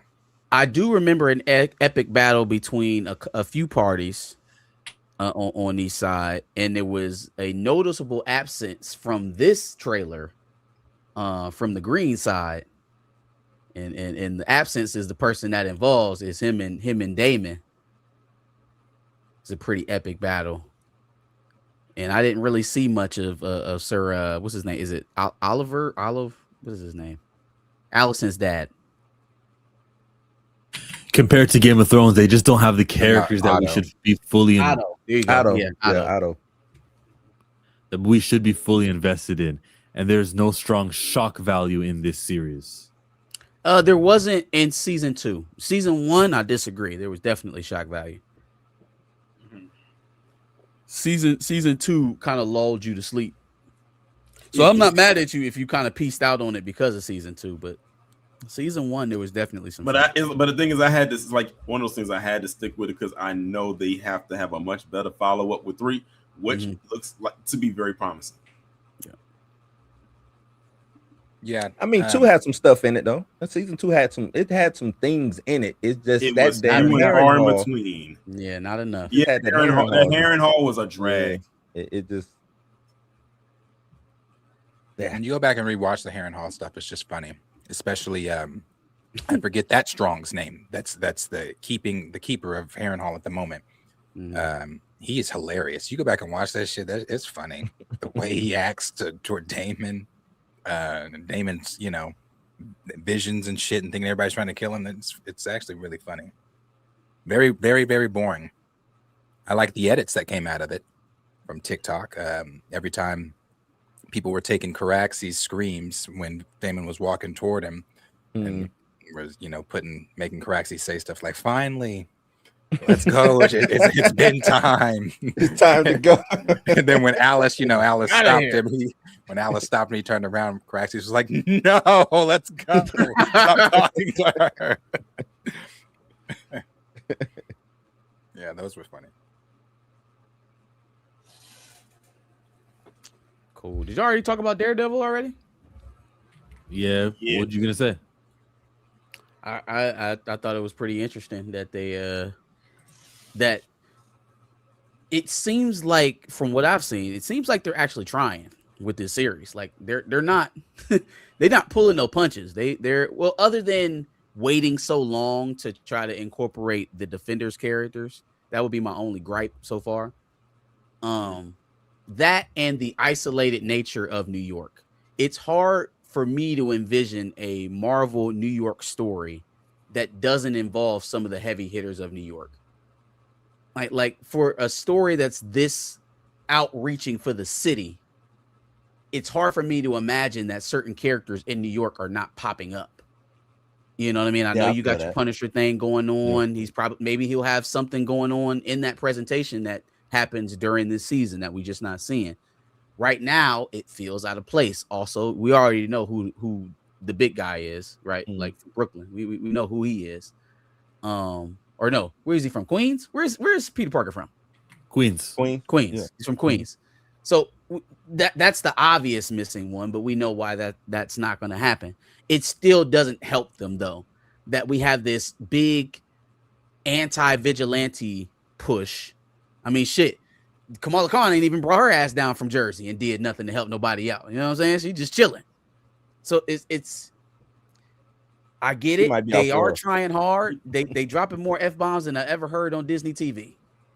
The last time we saw Kamala, she had met up with Kate Bishop. With Kate Bishop. Ain't Kate Bishop in New York? Yeah. Well, was she in New York when we saw her last? That's the question. Probably not. I don't think she was. But my point is, if there's a war going on against vigilantes in New York, it should be more than Swordmaster and Daredevil. You know what I mean? Like we gotta get something. Again, help get the Defenders characters in there. Yeah, early. I think that's the thing. I'm with you. Not even mentioning the Defenders or anything like that. But that's Marvel's. Daredevil didn't even mention damn She-Hulk. Like, you know what I'm saying? Like, it's people he could call. It's like that shit didn't even happen.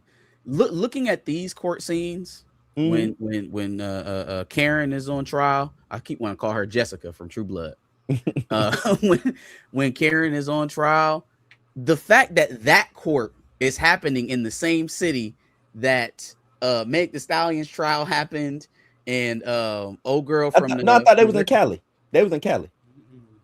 She-Hulk was in Cali. Yeah, She-Hulk's in California. Yeah, they rewrote her whole thing to be out west. The still stands because it's the same judicial system. So like the courts is happening in the same country. It's like something ain't right. Something ain't exactly lining up here. But I do think they're trying. I want Heather gone after what she did in this episode.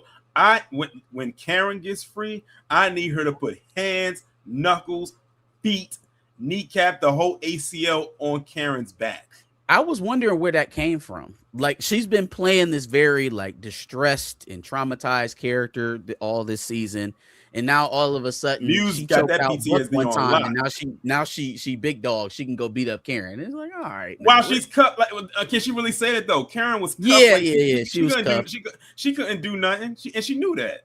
But I still don't understand where Karen is on her own. She got choked by Kingpin. This episode, she told him about himself. She got choked by him. She got slapped by Heather. Like, she's getting in these people's heads. Like, she's messing with their head. That felt like a bit of a sharp turn, right? Because she wasn't really even into the choke with Buck. It scared the shit out of her. Now all of a sudden you beating up prisoners while they handcuffed to the table. The psychiatrist having PTSD, that angle that they're trying to play, I don't see the sale with it. You know what I'm saying? Like, I just don't see. It's also not a justification for supporting Fisk. Like, she's a smart person. Yeah, she's a smart person. She can realize that, hey, I'm traumatized. I went through something, but that doesn't make what Fisk is doing right. Like, she's not. When did she become a dummy? I guess Muse. Like I said, that Muse got that PTSD on lock. It's like you can say something to her, and all of a sudden she just sees him in her head. Like he did something crazy to her. And so because of that, I'm okay with disappearing citizens and lying and testimonials to get people, extricated into this soup jail. At a city level, too. At a city level. It's still misfiring to me. Like, at most, she should go run away and go get in a hole. Right. I feel like they needed to make her a bad character to explain, to kind of protect Matt, because Matt, they separated at the shooting at the end of last season, and he just end up with Karen. Like he don't, he just disappear and bang out on old girl. And Karen used that to her advantage against her because she knew. She knows her. She knew her pressure point, trigger points. But I'm saying in terms of protecting Matt's character, how it's written, he's a bit of an asshole because he didn't even call old girl and be like, hey, "Look, it's over," or like he didn't explain shit. Man. He just ended up with his old thing. And I smashed She-Hulk last week. I get with you. Like, come on, man. I forgot she got the skins. I forgot all about that. Then I get with my old thing. Come on, lady. I ain't got to call you. You should have already known it was over with, huh? That's crazy. You should have known. Do you know how I get down? I'm Matt Murdock, man. Nah, they just made her even worse figure to so that people wouldn't root for her. That's how they explain good, that. and you should. Good, and you should. Why do y'all think the viewership is down? Well, because people don't care about consequenceless TV shows for Marvel. That's a fact. That's a fact. That is I don't it. think you can say it any better. I don't think you can say it any literally better. it. That's why I'm like, I don't know why people online are acting. It's weird, bro. It's weird. I don't know why people try to pretend like the last 5 years didn't happen. That's why people aren't watching Daredevil. Telling y'all it didn't happen. That's why. I'm people not watching Daredevils or Echo or what was the other one? They just had one. I didn't watch that. Feige is telling y'all, hey, these last 5 years didn't happen. Don't worry, but don't pay attention to the man behind the curtain. Hey, man, the North remembers. The North I think it is scary hours that they are working overtime to make this show a adult version to kind of compete with what's on HBO right now, what's on Prime, and what Apple TV is doing. This is their premium adult content, and nobody's paying attention because they failed at doing that early in the game. Like when people was already saying, "Hey, make this stuff adult." Because it's on TV. We don't need this big grandiose. We don't have to play it safe on Disney Plus. Right. You know what I'm saying? Yeah. You don't have to play it safe on Disney Plus. I'm sorry, Blue. Go ahead. No. That was basically finished. I don't even think they were even trying to play it safe. I just think Marvel at that time, coming off of Endgame, having literally the world in the palm of their hands, because you had people that didn't give a flying shit about comic books, never picked up a comic book, never nothing, paid attention to Marvel, the cinematic universe. They thought their shit didn't stink. They said, we can feed them bullshit and they're going to gobble it up. And we did for a second. And on top of that, they didn't have any competition with DC. So that's why I said, wanting DC. That's why I'd be wishing DC did it so much better, because if they would have gave them the competition, that would force Marvel to continue to elevate and not de-escalate and like revert back. Like basically, like after Endgame, it's like they kicked their feet up and like went on vacation, but not go on vacation. And it shows with the stuff that they put out there. But the thing is, they're still on top because they still don't have the competition. So they still feel like they can do whatever they want, and they feel like, oh, we've made billions and billions of dollars over a decade. People are still going to watch it, no matter how much they complain about it. They're still going to watch it because they have to. They know exactly. I don't know if they are watching it though, Taurean. I don't know if they're watching it. If this is scoring lower than She-Hulk, Ironheart, Moon Knight, like it's scoring lower than some of the stuff that we know was bad. And didn't chart, because remember the first season of Daredevil Born Again didn't chart. Right now they saying this one didn't. But you know what did chart? The one that people trash, and that was Ironheart. And Ironheart, we can argue, is a way less known character than Daredevil. You don't gotta do that. It did. It charted. No. I'm saying we don't got to argue about it. And then I was about to pay it a compliment. I was gonna say that it was a competent. Well, no, I can't even give it that, because they didn't protect her as a hero. They didn't really. And the thing is, they didn't even promote the show either, like they did Daredevil Born Again, and it's still charted. I guess my issue is, like, Wonder Man charted, but it was only that episode with Doorman. That's the only episode that charted. Why are you doing that, Chill? The whole season came out in one day, so how could you only say an episode charted? What do you mean? You can still have an episode chart. What website showed you that only that episode got enough viewership to chart? You think just because you come out in one day, you can't just press play on one episode? Where Did did you they, read so that? they split the What numbers chart? up by episode when it's released all Yeah, on that's one? just like You can Ironheart. still see it. Ironheart charted with, I think it was episode 3, and all of it came out. Like, because me and Tina had the whole talk about how Ironheart. They split. Well, they split the episodes up with Ironheart. They did the first 3 1 week, and then the next. You can chart with a solo episode. What website shows that? It's not a web. I get what it is, Flix TV. I get all of these aggregates on my email. Only thing, because I don't think Disney reports to, what's the one that everybody like? Nielsen. I don't think they report to Nielsen till like later on, but all these independent aggregates, they'll let you know which one charted. Which episode pop. Can I ask you to, after the stream or whenever you're free, just send me? Thank you. Send it to you. I will send it to you. Yeah, but Daredevil, I guess the first season didn't chart, and right now the second season is not charting. But you know what? Actually, like I said, this season is miles better than the first one. That first one way better. was hard to watch. Still ain't doing nothing. So if Daredevil is like this, what is it? What is it going? And it's already already greenlit for season 3. That's fine. I mean, obviously they got a story to tell, so that do your thing.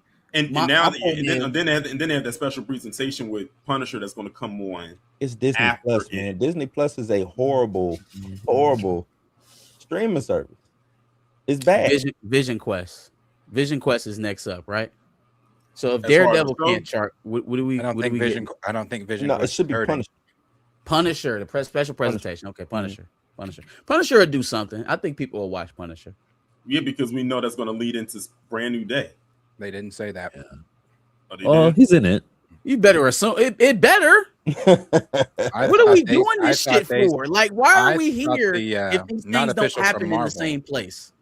But I thought the Scoopers said that it, again, not official from Marvel, but I thought the Scoopers said that this was prior to the, or not prior to the events, either after the events of, basically they said it didn't have anything to do with it.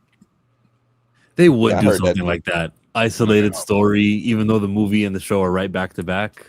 Dumb. It's just dumb. I think it's dumb too. Nobody's planning over there anymore. Yeah. Because guess what? That's what the people watching are going to expect. Now, if they don't do that, then you know people are going to have something to say. I'll wait for you guys to all watch it for me, and then I'll decide whether Punisher's the one that gets me back in the game. I don't think Punisher hurts, nor do I think Vision Quest hurts. I don't think Vision Quest hurts because it's Vision. Also, you're bringing back Ultron, and it ties together with Agatha and Wanda, which both charted. Okay. I mean, if it plays heavy on the WandaVision angle, I think that could probably entice people. That's why it's going to, because it's continuing that story. It was just like Agatha. Agatha wasn't good either, but it charted. Now, even though this is not going to be on Disney Plus, what are y'all thoughts going to be for Spider Noir? Something to watch. That's it. Yeah, something to watch. That was about where I was going to say. If it's good, it'll be entertaining. Now, here's the thing for me. I think this show comes out. What day is it? May 20 what? 6th, 7th? Was it 7th, 27th? Either way, is either the day before or after First Light comes out. So I might not be catching up on that show immediately because I got that James Bond game on pre-order in half of the last 2 months. One of my most anticipated games of the year. And, James Bond got a game coming out? Yes, called First Light, made by the same people who did Hitman. Okay. And you want to know what's so crazy? Vision Quest does connect to Doomsday. You want to know what's so crazy? The same day that First Light comes out is the same day that GTA 6 was supposed to come out. Can you imagine if GTA 6 came out when it was supposed to come out, which was Memorial Day week? People were like Spider Noir. Who? Yeah, possibly. Yeah, I mean it's another one of that. This kind of feels like a dead end. So like if it's good, then the comic book heads will probably talk it up. But I don't know how big of an audience there is for Nick Cage playing a Spider-Man character. Visually, it looks good. I like that noir feeling. Are you gonna watch the noir? Or are you gonna put the color on? I think the noir. Like who's gonna watch that in color? That's dumb. I don't even know why they even gave that as an option. I think it's the how they present it to you and what's your expectation. Like you should know that this is just like a standalone situation, just like it was, you know, in the comics. It's all standalone. So don't look for fucking Peter Porker or anybody else to show up because y'all saw it in not even Donald Glover in Spider-Verse. No. Didn't they say it's not the same Spider Noir from Spider-Verse? I mean, I wouldn't be surprised if it's not, because I think in Spider Noir he is a Peter Parker in Spider. In Across the Spider-Verse, but in Noir he's gonna be Ben Reilly. Why do they do this, bro? It's like they don't understand the continuity factor of what is why the superhero stuff works for us. Literally why I'm here, bro. I don't understand why that's so hard to They get. said they don't. They said they don't care why you're here. They said we know why we're here. We are here to get paid. We don't give a damn about you. They don't care. They like we don't care if you watch. We already got paid before this thing even went out. They said I'm about to go on vacation. I can give a damn if you watch. Bang, bang. It sounds harsh, but I'm telling you, that's what they be thinking. Yeah. They be looking at them people go on those rants and tangents, and they be cracking up. Yeah, they probably be laughing at me. I know they be like. I'm gonna be honest, because if I was in their position, I probably would be too. I'd be sitting back there like not Michael if I was Jackson in this state and Thriller, popping back the popcorn, just smiling. Nah, not if I was in this kind of condition. It's one thing to be on top of the world and be laughing at motherfuckers. If you were Marvel and you still laughing, then God bless you. God bless you. You know how much of a cushion Marvel is sitting on right now? I know how much of a cushion Disney's sitting on. Marvel ain't sitting on shit. Marvel's sitting on a cushion with Marvel what? ain't sitting on shit. Cushion? How is Marvel sitting on a cushion with what? Disney is, not Marvel. With fans, or are we talking money? The money. Oh, okay. Well, yeah. Because a studio like Marvel, who's backed by Disney, will. We already know what we know what the fans is. They on shaky ground. But that's why they could just make bullshit. But you know, I've said that that's the reason why they can give you whatever they want to give you. And then say, oh, the reason why I didn't do good is because we didn't have the real Captain America in it. That's the reason why. Let me ask you this though, Blue. What if by them publicly failing at superhero stuff tanks the genre? How valuable is Marvel Studios if people are no longer going to see comic book stuff? Oh, well, they'll sell it for scraps. They'll sell it. Okay. If it's no longer, or they'll put it to pasture and wait. Yeah. That's Either not one costs them money though. Either one of those cost you money because you bought Marvel expecting this to be at least. But it's paid. I think Marvel has paid for itself. I do think it's. You're paid right. For You're right. Marvel's pretty much paid for itself at this point. You're right. Itself. You're right. That 2003 to 2012 run probably, or not even 2012 to 2018 probably cleared them. 2019. 2019. Shit, it probably paid for the whole damn acquisition of everything. Point, you know what I'm saying? So Marvel does have competition, and it's called DC. James Gunn's Supergirl movie is supposed to come out this year. And so the latest is Matt Belloni from Puck saying, "Nah, bro, this is a $350 million movie. This thing's gonna lose money." I don't see it that way, but do you? Who's that? James Puck from who? His name is Matt Belloni from the Puck. Oh, from the Puck, Matt Belloni. Oh, that dude. So like, that's his take on it. There's worry out there. I don't see Supergirl. What? It's because it's so many big movies coming out around it. That for me is what it is. So it is a lot of big movies that are coming out in June. You got Masters of the Universe, Scary Movie 6, Supergirl, Toy Story 5, and some other stuff that's all coming around it. And then it transitions over into July because you got Minions, Moana, not seeing that crap, Odyssey, and Brand New Day. No, I am not. Of all the movies you said, there's one I know will be good. You said Odyssey. That's Nolan. We good. Toy Story 5 is I don't know if that's gonna be good. Dunkirk was trash. At least I have hope. All right, I have hope where it's good. All these other movies have potential to be bad, and Supergirl also has potential to be bad. But in a world where Supergirl's the go-to movie, maybe we shouldn't be so pessimistic about things. But maybe also we could, because it is Supergirl after all. It is Kal-El. What was her name? Zor-El. Yeah, you're doing a horrible job. And there you go, right there. that was it, right there. You're defending the movie and couldn't even remember her name. I don't think movie it's 6. You're right, Tori, and it is a packed slate coming into this summer. But just like Chill said, the top level of Supergirl's worth, in my estimation, would be anywhere from like 600 to 700 million, and that's if it does exceedingly well. That's if it does exceedingly well. If that movie and y'all know I fuck with Gunn. Y'all know no. From what we've seen in the trailer so far, that movie at its absolute best is a 600-700, and that's if it goes above expectations. Where it's probably going to land is somewhere in between where Puck News guy was talking about. You talking about Supergirl? Top level. Probably about it's 4. I think it gets 4 million, maybe. I think 4 to 5 is what it gets. That's what I think too. You said 4 to 5 is what it gets. I'm saying 6-7 if it overperforms. Oh, okay.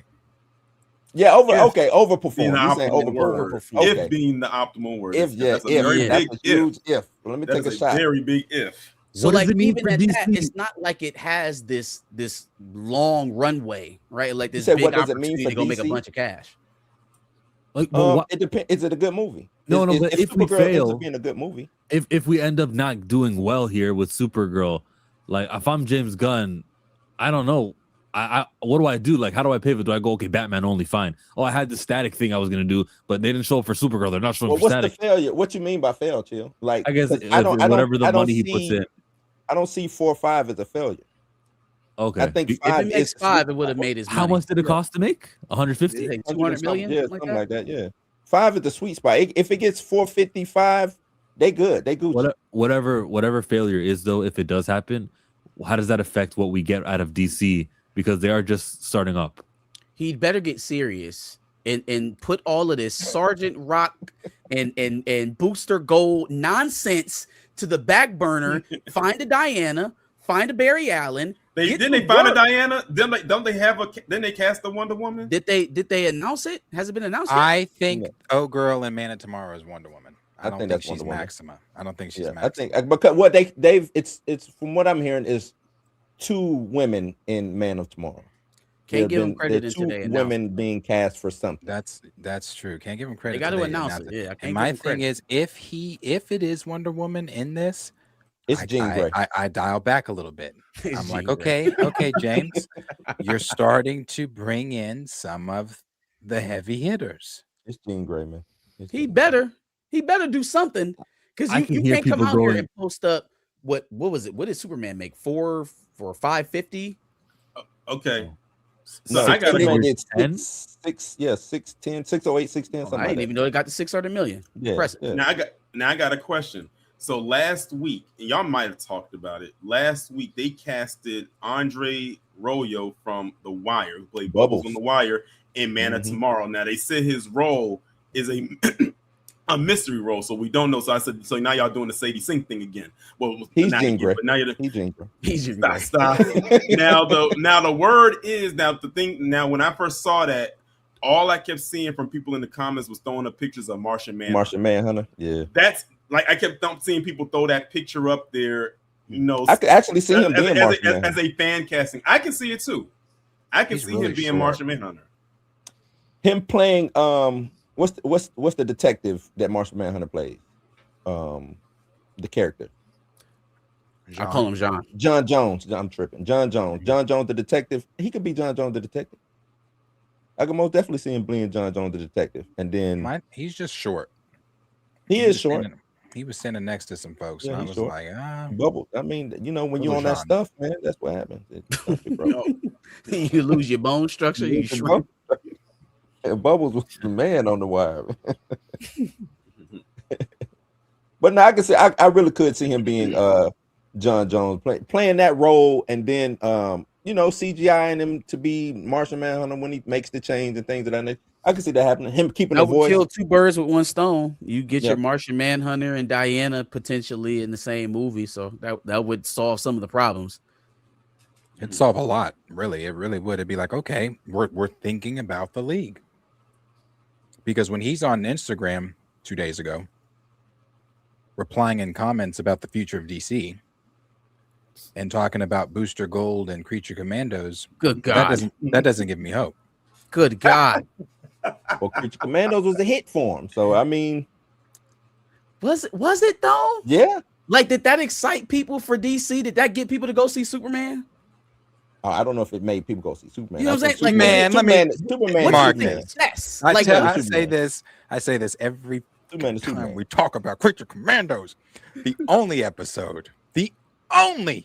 What you like? I didn't. The Nazi killing.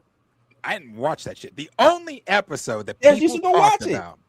No, thank you. That people talked about. I think was Darius when don't be want to showed watch up it because I think for he'll like 5 seconds. If Darius go watch it, he'll come back like, hey, that Creature Commando wasn't that damn bad. Man, I'll get I'm to not it watching because Creature Commandos. Did you watch Peacemaker? Hell no. Season So 1 you nor just don't- 2. So how can you really make a valid critique Blue. I'm just Let me tell asking. you. I don't know. No. I get you, brother. I'm just saying. Yeah. I think I've been burned so much by Marvel, and it's no fault of DC's. I've been burned so much by Marvel that by the time we got to Peacemakers and Creature Commandos, You was done with the ancillary. I got you. Yes, I'm done. I'm done. That makes sense. So I just I got it. I need the heavy hitters here. You better watch out with that, because there's a lot of people that said that about Maul, and that shit is awesome. Oh, Maul's amazing. Maul is awesome. But see, anybody that said that about Maul hasn't been following Maul. So Maul's amazing. I remember I said when Maul came out, it's gonna be brilliant. No one's gonna talk about it. Yeah, ain't nobody talking about it. It's like it's good. Yeah, it's a good Absolutely show. I enjoy it. But that's Absolutely. the lightsaber. It's time to go back to what Darius so just good. said about being burned, though. I totally understand that. I totally understand. Now it's That like is exactly why people aren't watching. It's three areas I'm burnt: DC, Marvel, Star Wars. Yep. They all burnt. You know what I'm saying? Look at that trinity. Look at that trinity of fire. So it's I really get it. not battery. It's really not so much that Blue is right, because I have my feelings. I just don't want to watch obscure characters that I don't give a damn about. It's the same, and it's the same lane with what we were just talking about with Star Wars. It's no fault. It's not Maul's fault. It's Lucasfilm's fault that no one is watching this amazing show, because it is truly amazing. It's their fault. You have burned so many people. Anyway, you've burned so many people that no one gives a damn anymore about Star Wars. That by the time you one on Disney don't mean much. That by the time that doesn't mean anything. But by the time you get to something that's actually good and worth talking about, no one wants to really talk. And y'all are right. I don't really see too many people. I don't even see that many reaction channels reacting to Maul, and these are people who react to just about anything. But they're not reacting to Maul. It's like literally like a diamond in the rough. Oh my God, I can't believe I see someone with a thumbnail talking about Maul. But I wonder how many people even have Disney Plus to react to Maul. Watch it right now. Yeah, like, do they have Disney? Do they even know Maul is out? Here's what's gonna have a good thing for what's gonna happen for Maul. If If Vader does show up in episode 10, that will get people cause talking. discussion online. Yeah. Just that. It might cause people to go back and watch episodes 1 through 10, or it might just cause people to go watch episode 10. But if that happens, that's going to be the only thing that gets talked about online. Yeah. Mm-hmm. Just like when it came to Obi-Wan with Obi-Wan, people only really talked about was when Vader was on there, or the stuff that Vader was doing. I mean, that's valid. I don't know though. I feel like Obi-Wan was everybody not tuned in to Obi-Wan just simply because they were. I'll give you another thing that they did. They got on there also to rant about the Reva character, and we know why that was. About Moses Ingram. That was another burn, though. That was another burn. I think that was probably the burn that broke. No, Acolyte might have been the burn that broke the camel's back. Acolyte was already burnt. Acolyte was we were burnt. We were burnt, but we were still somewhat enjoying the fire. We were still somewhat enjoying. Why did Darius just do the NPC character dance? Like that's an NPC character. We was rolling with it, the fire. Rolling joints and smoking them with the fire. We was good. Yeah, no, I think Obi-Wan was the setup that led us to Acolyte. Like we were like, okay, this was COVID era stuff. They delayed it. It's been in the baker a little too long. Let's just give them the benefit of the doubt. Maybe you don't think it they was, got confused about the lore. Not Mandalorian, but nobody saw New Hope that shot this shit. Just let's chalk it up. And then you don't think it was I think the start. I don't think the start was Obi-Wan. I think the start was not Mandalorian. What was no, because Mando, we had got two good seasons of Mandalorian. Boba, and then they gave us Obi-Wan. Boba Fett. To me, I didn't watch that nonsense. Was the start of the downfall? Except for the episode that Ahsoka was on, that was it. It's gotta be after Obi-Wan, because the first 2 seasons of Mando had us on a high. That's what earned them a mulligan with Obi-Wan. Oh, okay. You let them get the mulligan. I didn't let them get the mulligan off. Was the biggest thing that's ever happened on Disney Plus. And the reason I didn't let them get the mulligan off, Marcus, is because they said, we fucked up on Boba. Let's throw Mando in here for like 2 episodes, or let's turn this into a Mando show. By then, we had already got Obi-Wan, right? We hadn't gotten season. No, Obi-Wan came out the Mando. Yeah, Obi-Wan came out the Book of Boba. No, yeah, did it? I want to say it did. Am I wrong? I don't know. Now, if it did, I'm remembering. You muted, Darius. You muted. Sorry, yes, Obi-Wan came before Book of Boba, and I'm only doing this because I remember my timeline. It did? Okay. No. I'm sorry. No. Book of Boba came before Obi-Wan because I had co-host at that time of Book of Boba Fett, and we did that. I did Obi-Wan alone. Got you. Yeah. Johnny, we don't talk about that show over here, bro. There's a super chat that came in. Lap popping on ring, ring, ring. Count money while it ring, ring, ring. Trap jumping on ring, ring, ring. That tree. Whoop that tree. Whoop that tree. Battery, $2. Maul just feels so small. Whole show on one planet. That's a fact. No universe jumping, but it's because Maul can't freely move right now. He's nobody knows he's alive for the most part. Not only that, not many people can freely move. This is a year after Order 66. The Empire's grip on the galaxy right now is ice, basically. Goddamn 2 boots. I'd have took his fucking battery and chucked it. Man, I said that, man. Oh, thank you, Captain. Now you'll be very happy now that the Empire's here. I'm about to put your ass in the scrap heap. Man. But this last episode, these last 2 episodes, they were good. I really enjoyed it. Man. And the little clip, the sneak peek they gave us for next week. Oh my Lord. If you're not watching the show, yeah, I'll pull it up. Where was that? It's on my yeah, I ain't get the sneak peek. Twitter here. If you're not watching this show, man, you are truly Maul is like really, really good. Oh, sorry, Chill. I think that's your screen. Look at Bucky.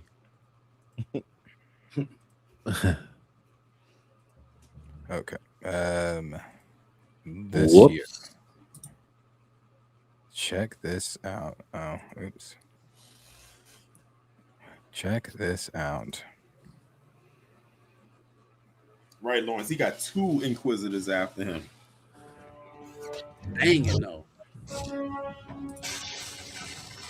Hold on. Let me re-put my screen back.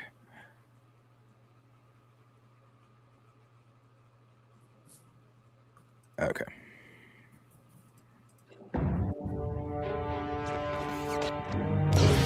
I had to get that leg fixed. Call for backup. Sir, comms are down. Be like that when you buy from North Korea.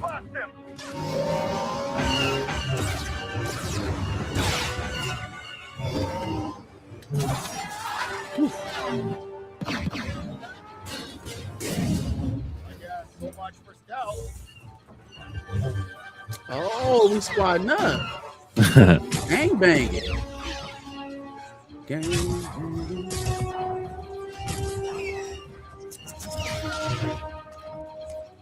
This is Star Wars. Okay, Riley. It was a long ass sneak peek. Hey, this shit, he said this shit better be 40 minutes instead of the standard 28. This was made for us.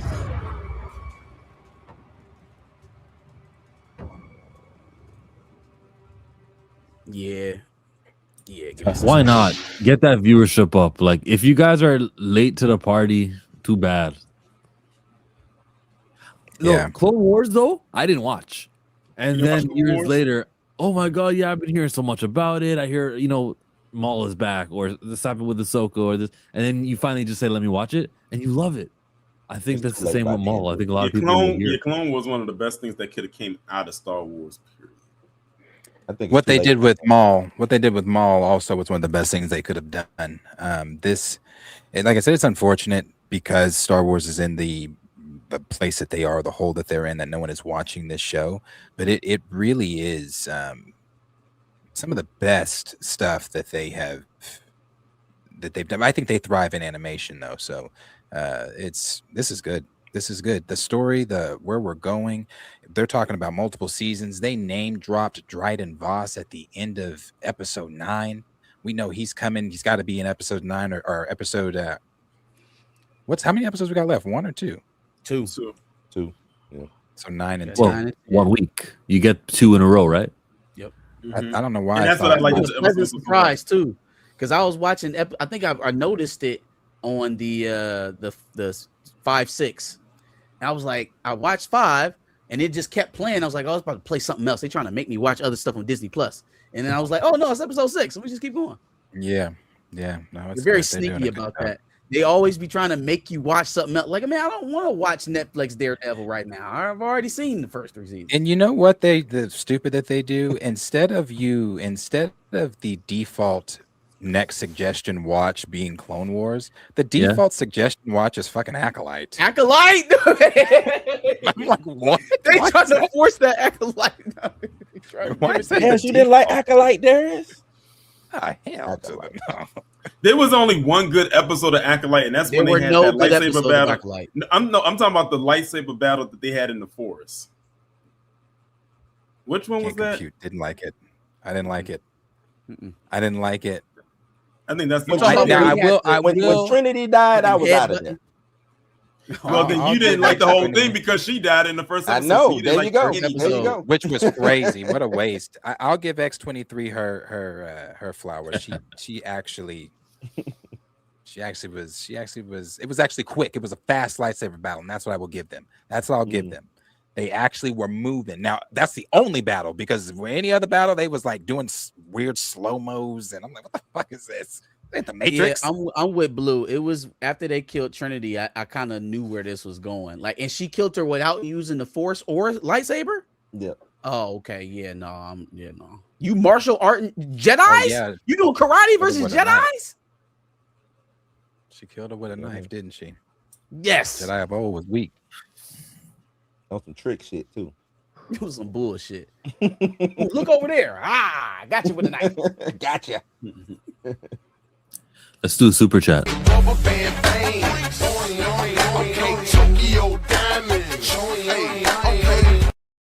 Battery again. Maul lost Obi, Ahsoka, Sidious, and now Vader?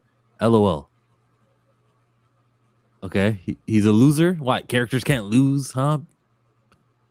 And did he really lose to Ahsoka? Yes. He caught a body on Qui-Gon Jinn. Like, you come on now, don't disrespect. He did. Maul. He caught one on Qui. That was the real Maul though. Like he caught a body on now we Qui-Gon half Jinn. a Maul. Half a Maul. I mean, half a Maul still get it done though. You know. Man, I love that he relies on the Force so much, and I like that they're showing that. That's not something that they really do a lot in Star Wars. I know that's crazy to say. Disney Star Wars. But you be using that Force too if you got robotic bottoms. Yeah, I like it a lot, man. It's good. It's good. Love it. I remember when the Phantom Menace came out and how loud the audience got when Maul popped up on screen and he pulled out that double-sided lightsaber for the first time. Yeah, my audience went crazy. And the thing about it is, when I went to go see it, my dad took me, because this was back in '99 when it came out. Yeah, my dad was not a Star Wars fan at all. But when that scene came in, he leaned into it like he was. And because it's just that moment right there. that I hate we only had like was, 5 minutes of Maul. That's the only thing I hate. But you about know that. what's so crazy? Even though it was a short moment, it was one of those moments that will go down in Star Wars history as one of the best scenes. It might have wasn't in the trailer. It wasn't in the toys. It was a toy. They did have a they toy. Kept like Maul on the low. They kept Maul on the low. In the trailer, all you saw was when he was on the speeder bike with the cloak flowing. That's all you saw from Maul. That was it. You didn't know who or what that was. You didn't know. We didn't know who a Darth Maul was. Like he was a character that was introduced in this movie. And then when you saw him and he pulled out, like literally the whole setup when they're leaving and the doors open up and you hear dun, dun, dun, dun, dun, and the music comes on. The score was so crazy. And he lifts his head up and takes the cape off. And they said go and Qui-Gon and Obi-Wan are there and he takes the cape off, flips the lightsaber body around and opens it up. The crowd went nuts. Like they went crazy when that happened. Even more so than it was probably like that moment when people saw Darth Vader for the first time. Maybe even put Lawrence more. in jail. Put Lawrence in timeout. Why? I mean, he right was. No, put him in timeout. Put him in time. Go to. All right, Lawrence, you got to go, bro. Let's do. What am I reading here? Avengers Endgame re-release will feature a post-credit scene of Steve Rogers, Peggy Carter, and their son on Earth 828. This is the universe the Fantastic Four are from. James with 838s. So okay, are we not allowed to give Feige shit? Like, are we not allowed to really like just cuss this man out? This is lazy. This is lazy as hell. What do you mean? What do you mean not allowed? I mean, I just don't see nobody like looking at it the way I look at it. Like, what? Who is this coming from? Who's the source on this? Yellow Minutes via Yellow Minutes. We don't. This will be truly lazy, and it'll show you the haste that they were operating under to get all this shit together for Doomsday. So now the same universe that Steve went back and had his life with Peggy is a universe that the Fantastic Four and the X-Men are in, because isn't 828 also where Monica Rambeau is at? None of this shit makes sense. None of it. Monica's in. Monica's like the 9888000 or something like that. Where we see that at? Yeah, really? Yeah, it's some crazy long. It's a longer number. Yeah. Where did we see that? With that sheet. Hold on. Monica Rambeau. Behind the scenes Marvel stuff that they said in the interview. She's in Earth. Yeah. No, I don't remember where they said this, but I do remember that she's in Earth 10005. Yeah, I know it was like a long number. Okay. Well, maybe it's not as lazy as I thought. I thought he was literally going to combine everybody that he needed to bring into Secret Wars or Doomsday in from one universe. And that's kind of the track that we've been on in terms of this whole multiverse. Can't wait for it to be over. I can't wait to just say the MCU. Which one? It's never gonna be over, too. If you think that they about to really do a soft reboot, they don't have nothing viable. They don't have nothing viable. Hate to say it, they don't. They haven't given you anything to make you think that the X-Men is gonna be good.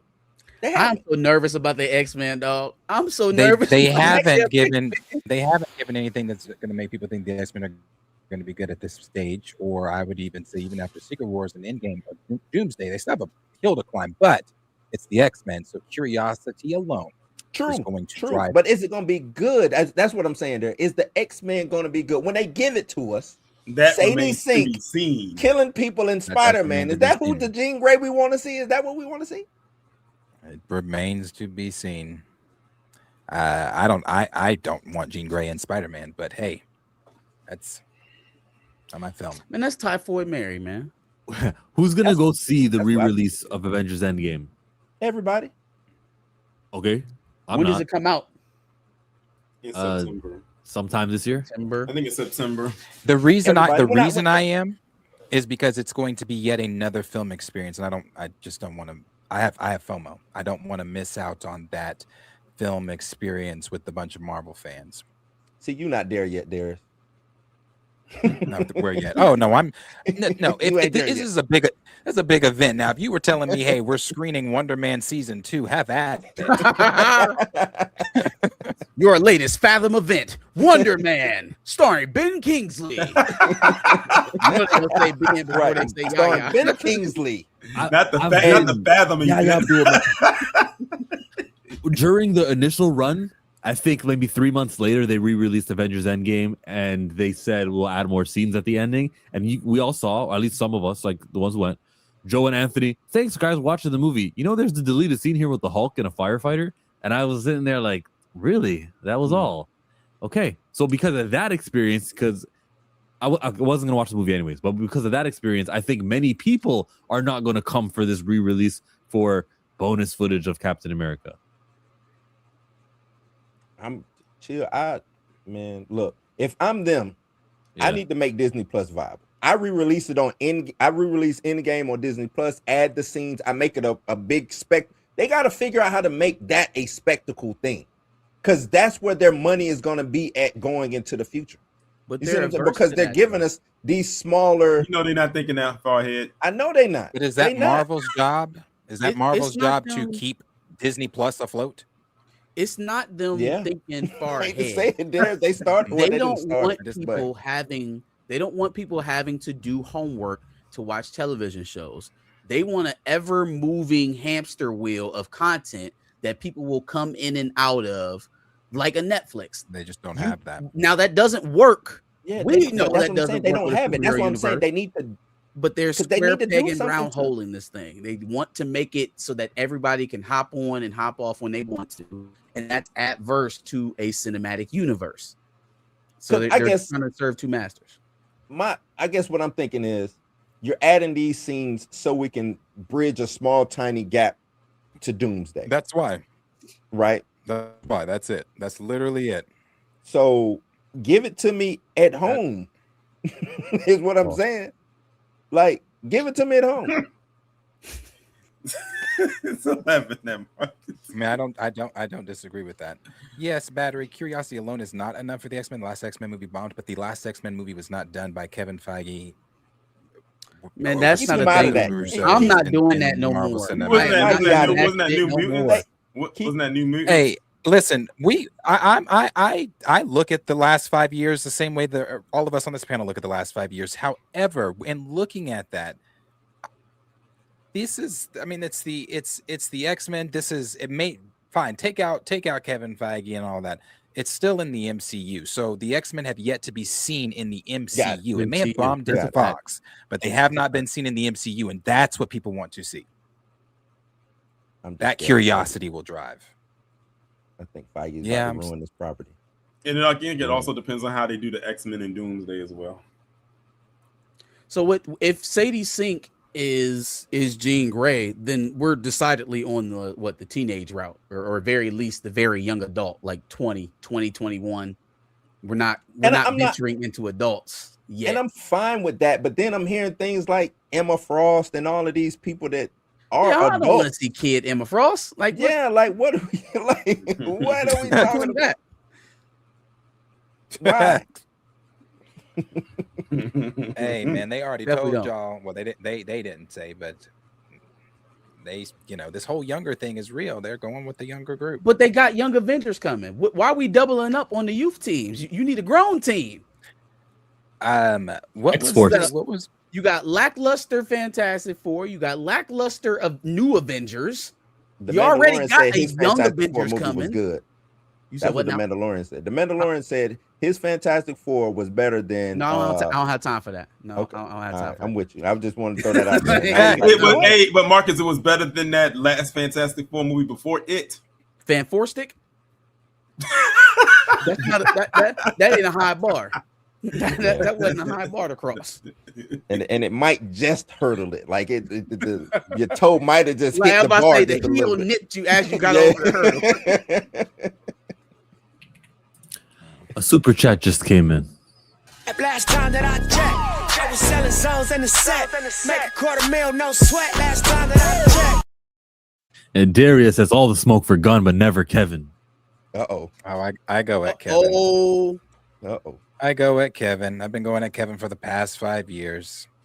I'm sorry, my smoke for Kevin isn't as loud as my smoke for Creature Commandos and dumbass shit like that. Sorry.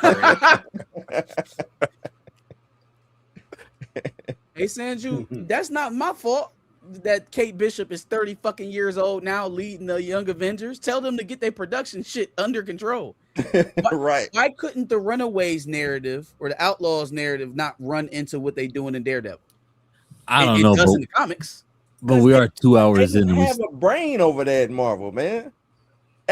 And no disrespect to the Russos, but we gotta rely on the Russos. Like that's it. Out of all this content, we hoping that are we hoping that the Russos to take over everything?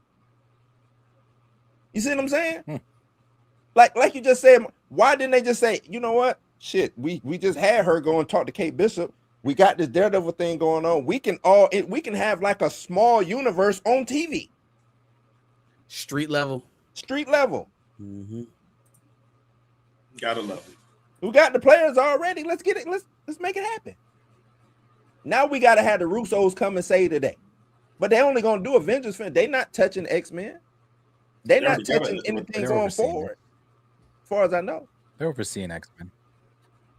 Supposedly. No, it's Jake Shire. Jake Shire doing X-Men, right? Jake Shire's directing X-Men, but they are overseeing the X-Men saga. I mean, I don't want them. Get y'all. Why are they overseeing the X-Men side? What? Go work on Secret Wars. Get up out my kitchen. All right, like why that I can overseeing my? Only thing I can think of why they're overseeing the X-Men is one, because they, any interviews that they've ever done, they've always said the thing that they want the most is Secret Wars and X-Men. I just think maybe Marvel's just giving them that, and not only just giving them that, we need you at that point. If I'm in the meeting and Russo's sitting across from me, I mean, let's just not sugarcoat shit. I'm not Willy Wonka. My name's Kevin Feige. We need you. We need you. We have you seen the last 5 years? We need you. That's great. So please help us. Get us out of this hole. Hey, we want to oversee the X-Men. Got it. Is that it?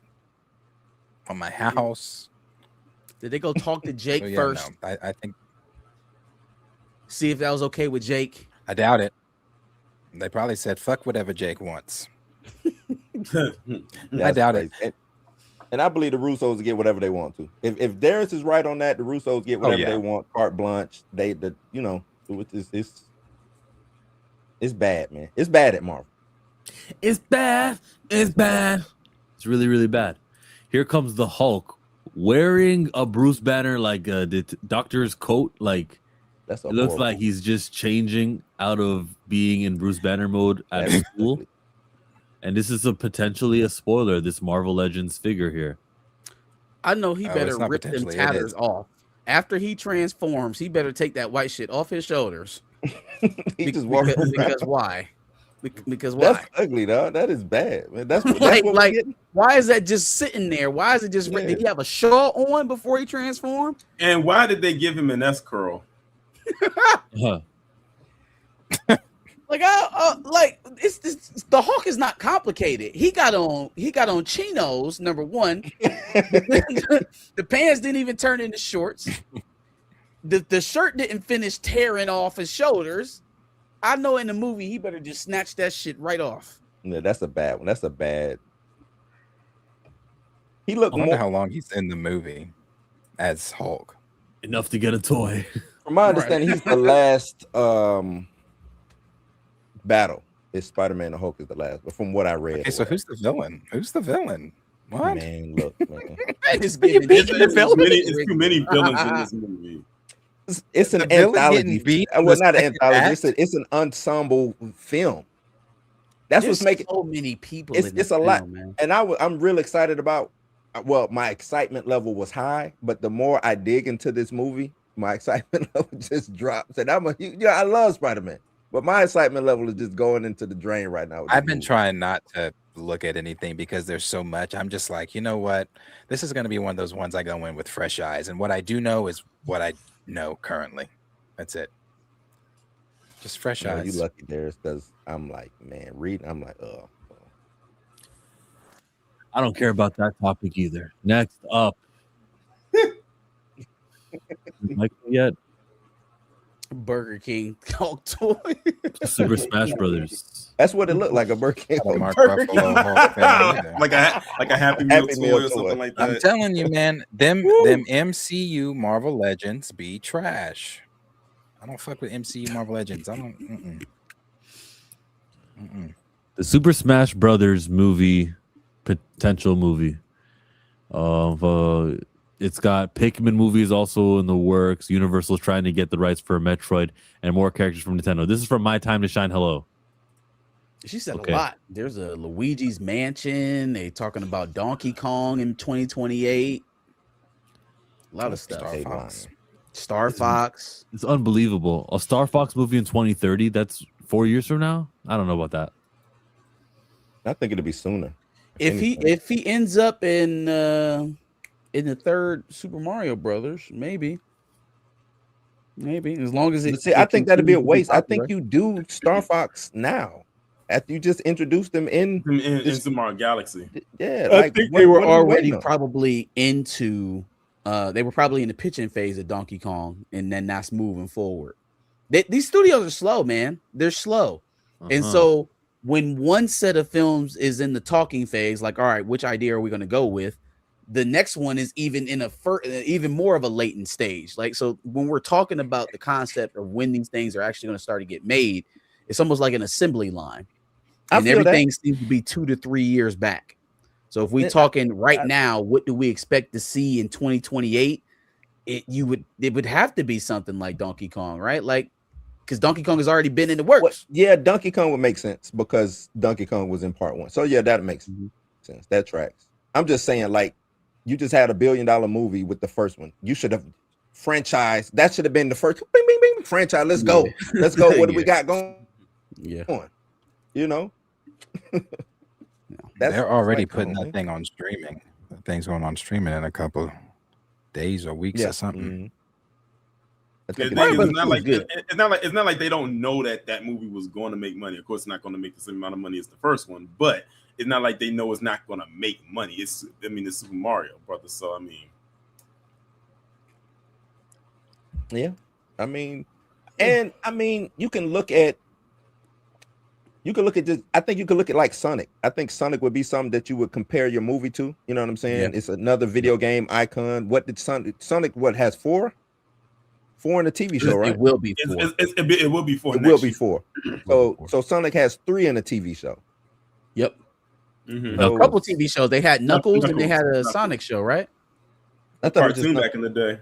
No, I'm just talking about from what we got. Newest stuff. Yeah, Knuckles. Yeah. It's just Knuckles, right? So yeah, I would base my. And you want to know why? You want to know why Sonic is doing so well, and it's like I always have to go back to that. It's because when they released that first teaser for that first movie, and we got that trash Sonic design, they said they heard loudly from the fans say, "We are not watching this filth. If that's what you about to give us." They went back to the lab. They delayed their release date, and they fixed it. And people came out and saw it on the strength that they actually listened to the fans. Yeah, they listened. And the movie did what it did. And now here we are in a trilogy, and it's now $1 billion franchise, and they're about to go into their 4th part. Yep, I think it might be. It might be. See what happens when you listen to the people that support you, Disney. Tell that to Feige, though, man. Yeah, but when you got money to burn, you don't need to listen to the fans, right? What's the fans? We got money to burn, baby. Sooner or later, that money gonna run out, though. Because listen, I'm gonna tell you something right now. If they release, I'm gonna tell you right now, if they would have released that crappy looking Sonic, the fans would have knocked the Sonic rings out of Paramount. You're right. It's close to 900. The first movie was a better movie. I agree. One thing I had an issue with Galaxy is it felt like it wasn't one linear story. It was like all over the place, and I kept trying to follow. I'm like, I'm locked in with one thing, and then all of a sudden I'm pulled into another direction. Then I'm pulled over here, and I'm pulled over there. I'm like, God. It was all that back and forth with Bowser that really threw it out of whack for me in terms of the story. But the movie was so quick, it didn't really give you time to resonate on what was wrong with the story until after the fact. So, I think it was paced well for children. Like today's loved it. The kids loved it. The kids loved it. Yeah, that was my first time taking my 3-year-old, or will be 3-year-old, into a theater and she was engaged the whole time. So like I think it was paced well for a younger generation, but Today's we kids kind of we seen the holes. Yeah. As long as it's bright colors and moving fast. Yeah. And the thing is, the movie started off very strong. I actually liked how the movie started off. I'm like, oh, they might be going somewhere with this. Then we get into it, and it's like, okay. What about the movie Michael? Have we all seen it? Nope. Not yet. Ooh, what movie? You haven't seen it yet? Michael, I have not. Sorry. Damn, Josh saw it. This is the first Josh seen it and I didn't. It's this thriller. It's a thriller.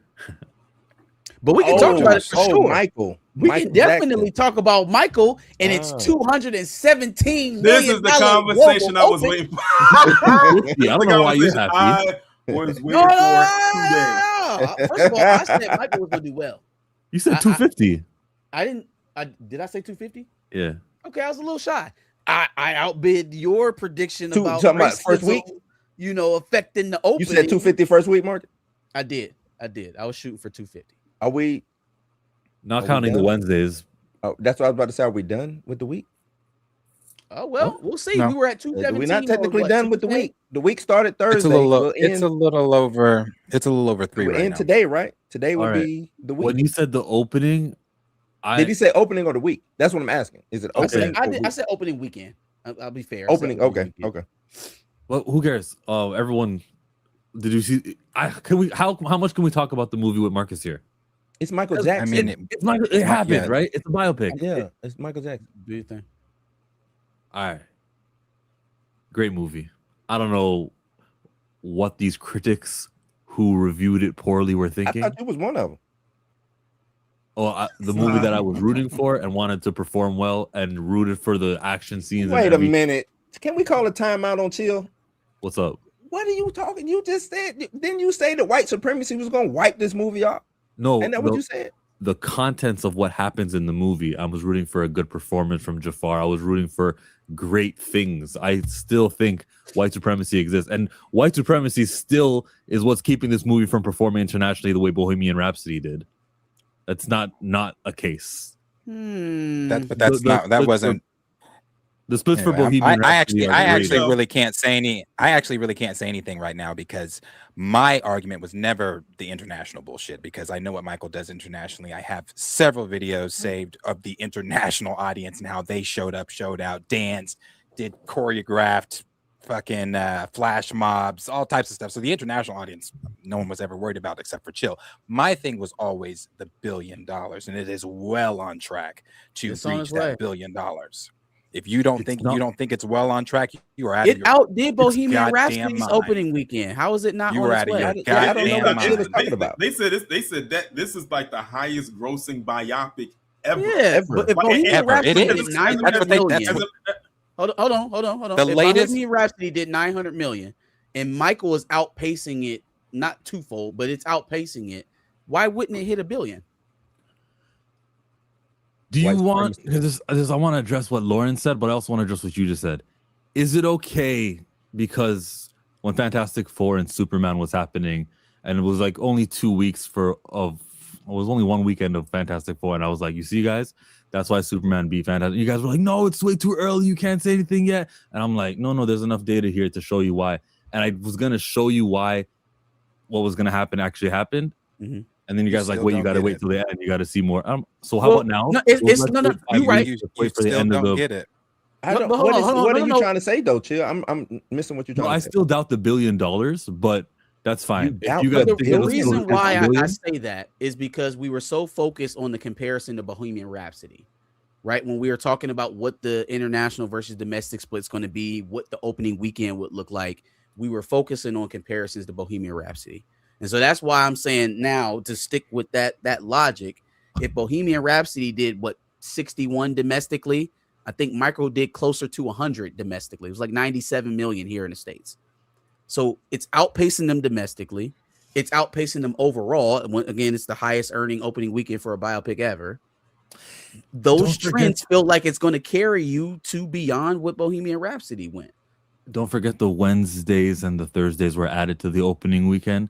And then also those are early previews. That's always added into your first weekend, all right? There usually isn't Wednesday previews, but also again, like I don't want to have to explain it because I'd rather just wait for week 5 and then we can be like, oh look, the thing's petered down and it hasn't. That's why I said I really can't say anything, but I will say this: you still don't get it. And Arthur and his little $2 super chat and what he said, he doesn't get it either.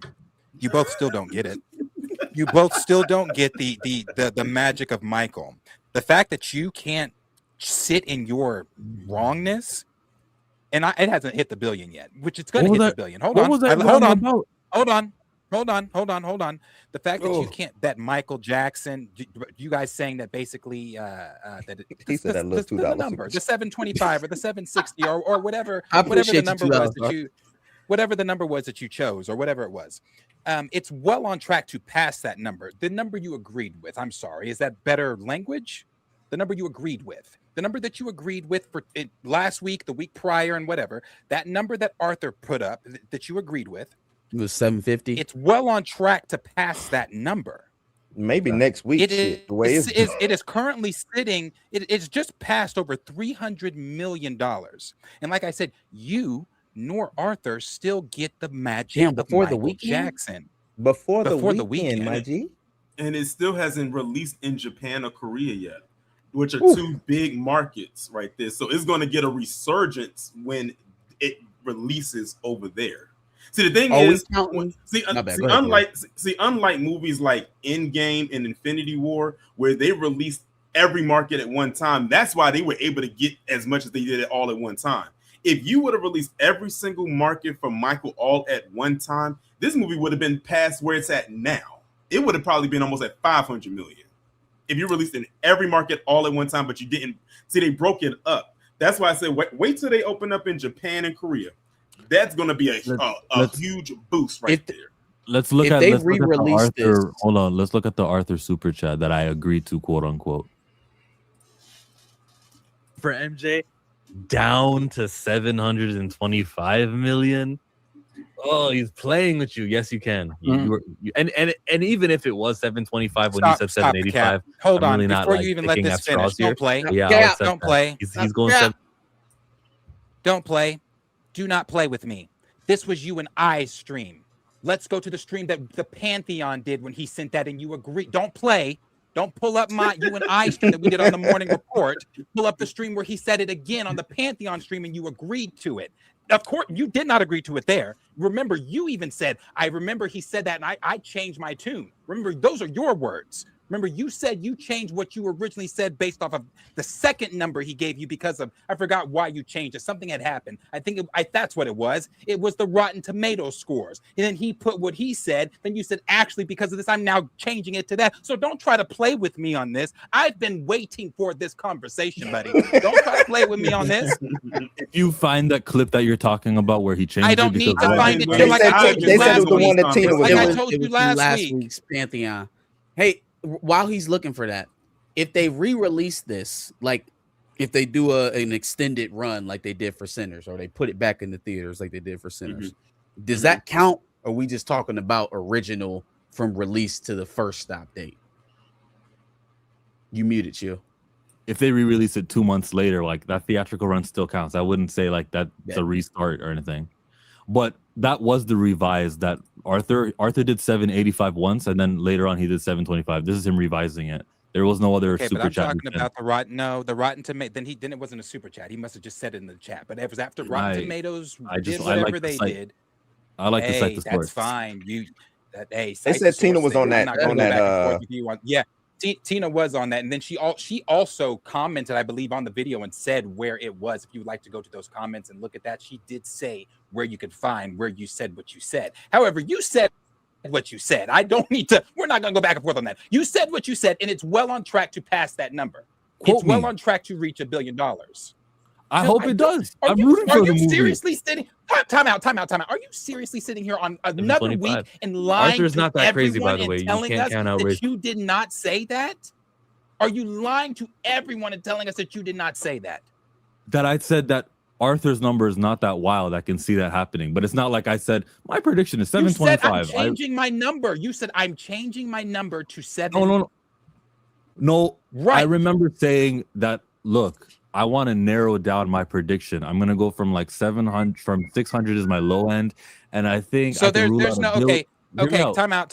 No, I don't actually. Hold on, time out. Trill, Why? really. Here's the thing: if he's going to go back on what he said because he's now witnessing the magic, maybe he does understand. I'll play I don't it. know. You know, understanding Michael can be confusing. I understand, but if he's going to go back, then it doesn't really matter at this point. It doesn't matter if he reaches $1 billion or anything like that because he's going back on what he originally said.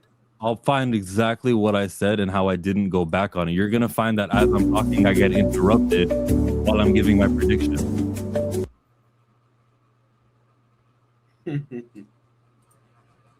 This is the conversation I was waiting for. Hey, I was waiting on Michael too. I wanted to talk I about want to Michael. talk about the movie more than I want to talk about this. Listen to me start. This is why everybody's here.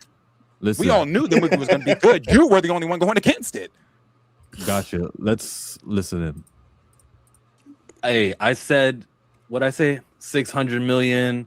It can go up to 1.2. I don't see the billion anymore. Not the conversation. I'll narrow This it is not down the a little bit. conversation. Numbers. It's I'm telling. Did you say something just now? I said this I is heard not you the say conversation. 600 million. All right, so I was saying how my low end is 600 million.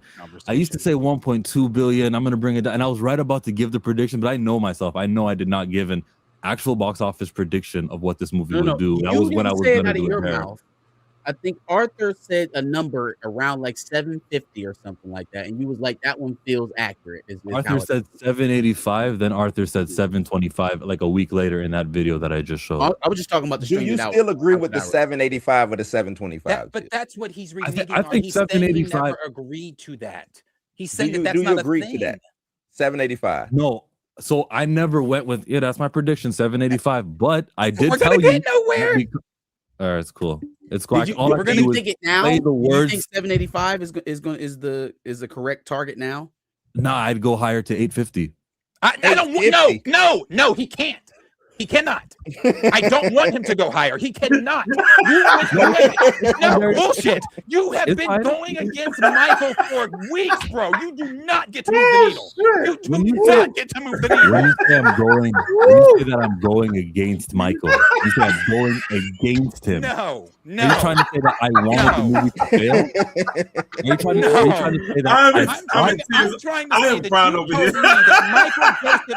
I'm trying to say that you told me Michael Joseph Jackson would not reach $1 billion. That's I did say that. I did say that. Exactly. And so it's well on track to do that. You do not now get to say, "Oh no, I now think it's going to make more." No. Bullshit. All right. I'll see you guys every when single person on this panel, including every person in this chat, already knew what Michael was going to do. It was just Except you for and Arthur. You and Arthur Arthur. were the only ones that are confused and befuddled about Michael Jackson. They get on you in the chat, man. Next to They Jesus got Christ, you in the chat. the most famous person. I respect everyone right now. I respect it. This movie did better than I thought it would. It opened a lot better than I thought it would. The international audience, China exception, but the international audience did show up more than I thought it would show up, except for China.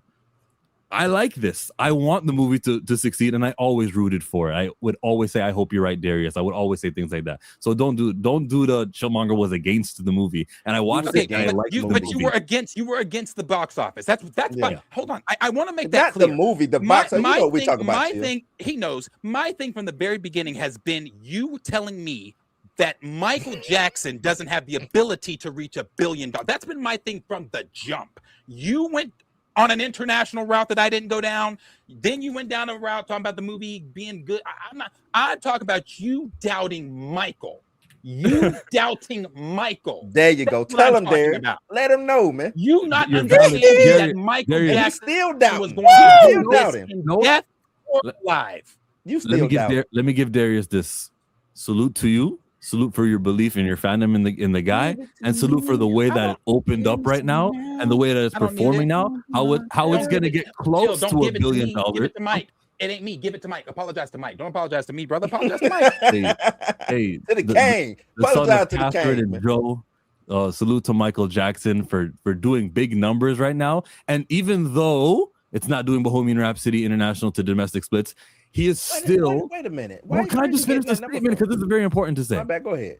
It's awesome that he's chipping away at some of these barriers, the barrier breaker, as Darius called earlier. There's an important scene in this movie where he's talking about MTV, I'm proud black man. Like, that's important stuff that I want them to see in Korea, Mexico, Brazil, Sweden, everywhere in the world needs to see that stuff. And this is a monumental day for this movie to perform in the beginning. Nice. I do hope that it gets to $999 million and 99 cents, so I can come on here and be, see, Darius. No, I'm joking. I do want it to succeed. I want it to make as much money as possible. If it gets to Blue, you said 1.3. I'd love for something like that to happen. I'd love to be wrong. I want to be so terribly wrong. I don't want it dropped Monday to 70% of a drop domestically, which is kind of worrisome, but like we have to see the thing play out, and we would like for this thing to succeed, become the $1 billion Darius believes it will be. Go Michael, great ass movie.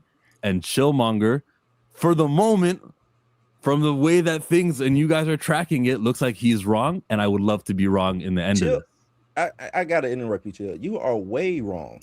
It destroyed Bohemian Rhapsody internationally. It destroyed it. How much we at right now? Bohemian did 72 million internationally. Oh, yeah, it killed it. It doubled it. Had to have doubled 72 million. I just looked it up. 72 it million. opened to 72 million internationally? Yeah. Solid. Again, I loved your speech. It was fantastic. Had you said that day one, we wouldn't be here. It just beat Bohemian Rhapsody internationally. Killed it from what they said. I didn't look at the numbers. I didn't need to because I know Mike. However, 72 this to is what I'm 112. talking about. Just to let you know, 72 112. This is what I'm talking about. 72 million for Bohemian Rhapsody. The look on your face it's great. I love it. The percentages, though, because that was what I repeated a lot. Marcus, don't beatbox because it's hard to hear me when you do that. The percentages of while 112 is larger than 72, obviously. Yeah, I don't know where you're going with this percentage. The percentage beat it domestically as well. I'm just trying to figure out what are we talking about. But because I'm going to say it, the percentages, though, that when a movie performs domestically, you would expect the same output from the international. So for a movie that, it's hard to just say, I just have to repeat percentages over and over again. That's what I was looking at. So whatever the domestic box office was for Bohemian Rhapsody when it opened up, which was less than whatever Michael opened up with, that international audience showed up more so too. They showed up more, like, percentage wise. Like, you feel me? Like, it made in comparison to their domestic box office, but not in comparison to the overall international gross. So if it's not making more money, what does it matter what the splits are? The matter what the splits are is like that. I'm trying to say that racism is out there, and they don't. Oh, I forgot about that. Yeah, I'm about to say I said the same thing. I was like, oh yeah, the racism thing. The racism thing, where it should have done more internationally with the gross, and the percentages should have matched something like Bohemian. It's the most. Wait a minute, hold on, Chill. It broke the record. What are we talking about? It broke the record. Domestically and internationally. What are we talking about? Yeah, it's the highest grossing biopic of all time. I would argue it broke that record probably within the first couple of days. It probably. I'm missing what it's getting at. Didn't they say it made $100 million in a day? Do you know how hard that is for a movie of something like this to do? It's just it's weird. Like, that's some weird stuff, Chill. Like, it broke the record. It is number one, international, domestic. Number one. I don't ain't no higher than one. Because the domestic international split was what I was leaning on, and I want to repeat it today too. That is my thing, the international versus domestic split. When a movie performs it worse internationally compared to what it was supposed to make, if it was maybe a white-led movie or something else, I'm gonna notice that. Chill. Bohemian Rhapsody was a white-led movie. And Michael was a black-led movie, and the international audience showed up less comparatively to what the domestic audience showed up to. But how do you say that? It only in the percentage versus its domestic. When you say less, you give the impression like you're saying that the international audience showed up more for Bohemian Rhapsody than it did for Michael, and that's not true. Yes, they were entitled to show up more. Like, when the domestic audience shows you that we're worth $91 million domestically, then you're like, oh, when a movie makes 91 domestic, that means the international must be $150 million internationally, but we didn't get that 150 million internationally. We got Till you whatever said they ended were up being. entitled. They were entitled. That's the expectation for movies that, like I did with the Black Panther But example you all want to those know weeks something? ago. It's like Nicki Minaj told LeBron, numbers don't lie. Or told what's A it? percentage is a number. Numbers don't. Yeah. But I again, think that's a 112 fallacy, is though. That's bigger not than true. Like, So if they drew in less of an international audience and still made more money, what does that tell you about Michael's international support? He has international support, but it doesn't more so than Bohemian Rhapsody. If I can make 112 with a diminished audience, yeah, and you make cannot believe 70 you're doing that. That's insane. That is with an insane. increased I'm national trying to audience. understand you this understand math you that just you're Your trying to disagree? give us. international audience is greater than mine. Do you understand me, but you just disagree? Marcus first. What that we say it again. Ask me again. I said, do you understand me? You just disagree. Yes, I understand where you're coming from. I'm just trying to get your logic here. You're saying because Bohemian Rhapsody had a greater percentage of its ticket sales internationally, it had a greater international audience relative to itself, though, not relative to Michael, because even if we say, okay, let's say, and we're just random numbers here. 200 people internationally saw Bohemian Rhapsody and only 150 saw Michael internationally. Only the 150 for Michael internationally netted you $500 million. And then all of those people from Bohemian Rhapsody netted you 350. Yeah. But if my international audience netted me more money, I guess I just don't see the connection to the percentage.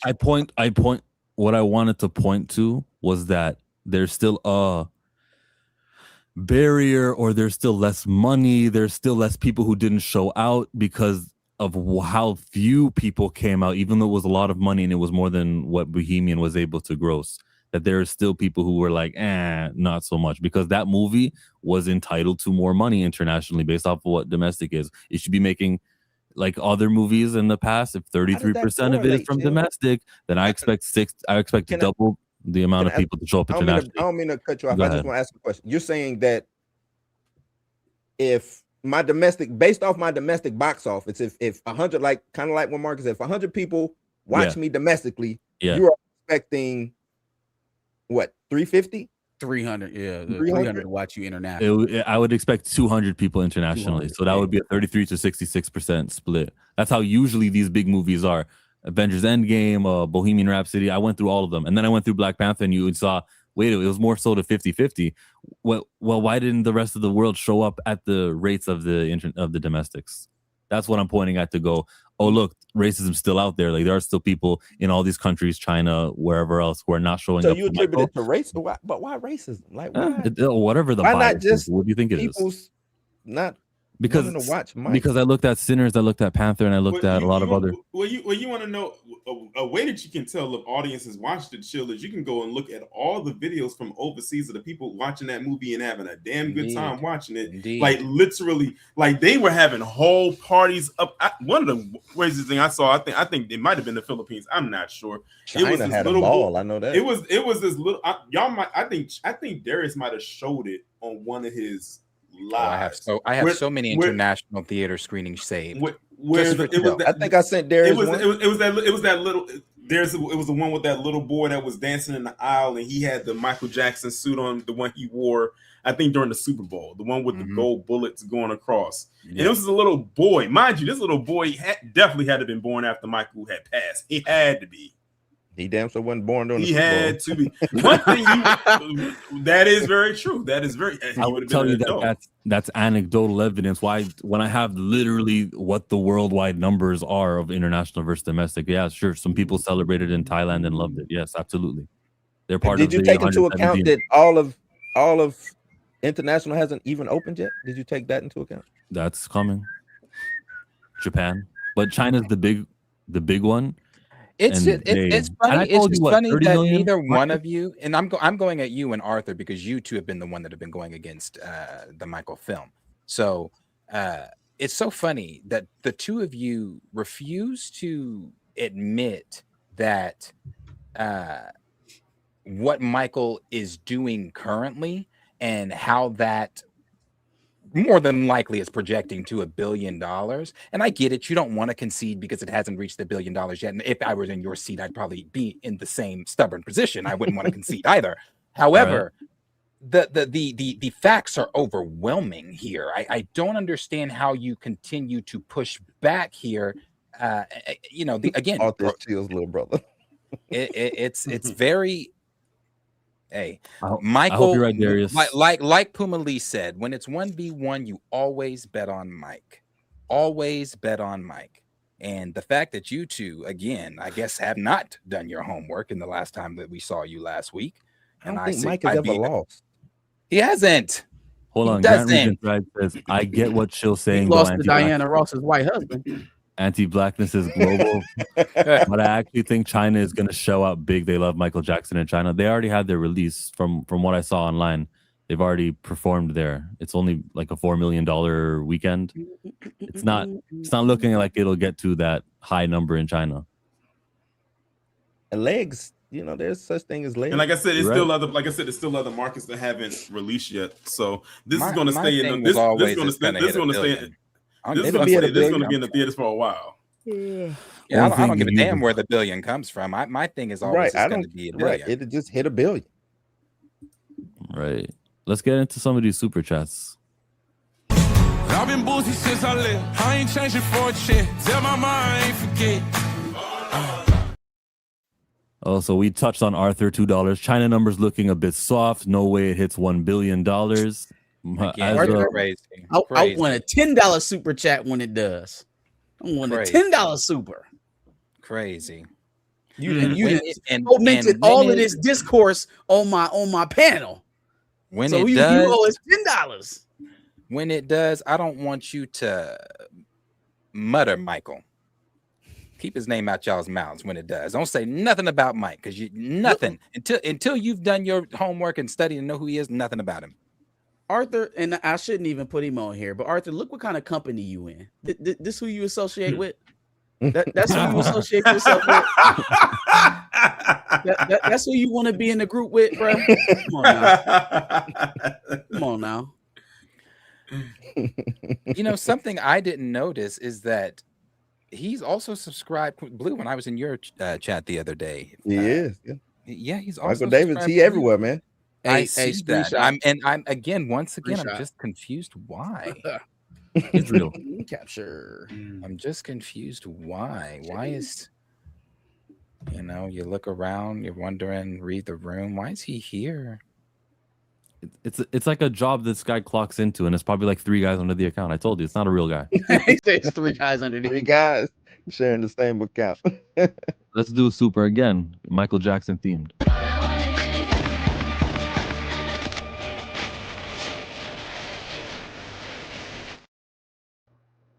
Currently, Michael's international gross is higher. RW Chi-Town says it's higher. What up? It is. What is the Like, I don't understand. It is. Do I repeat? It's hard for him like to 10 minutes ago.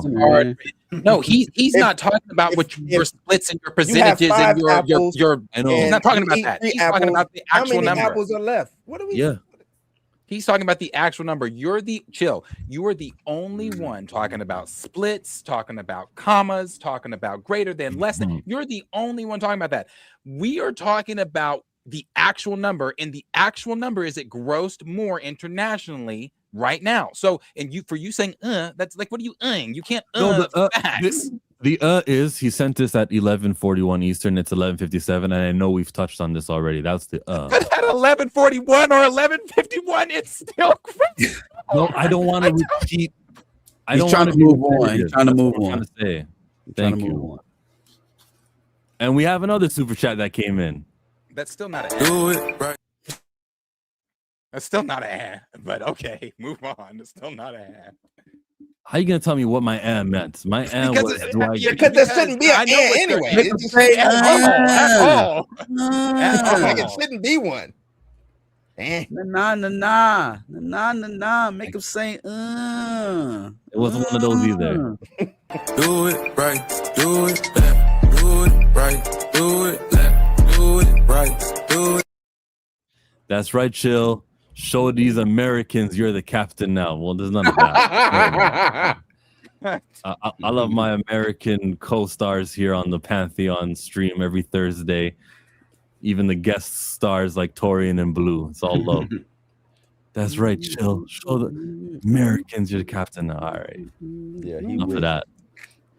More super chats. Left, right.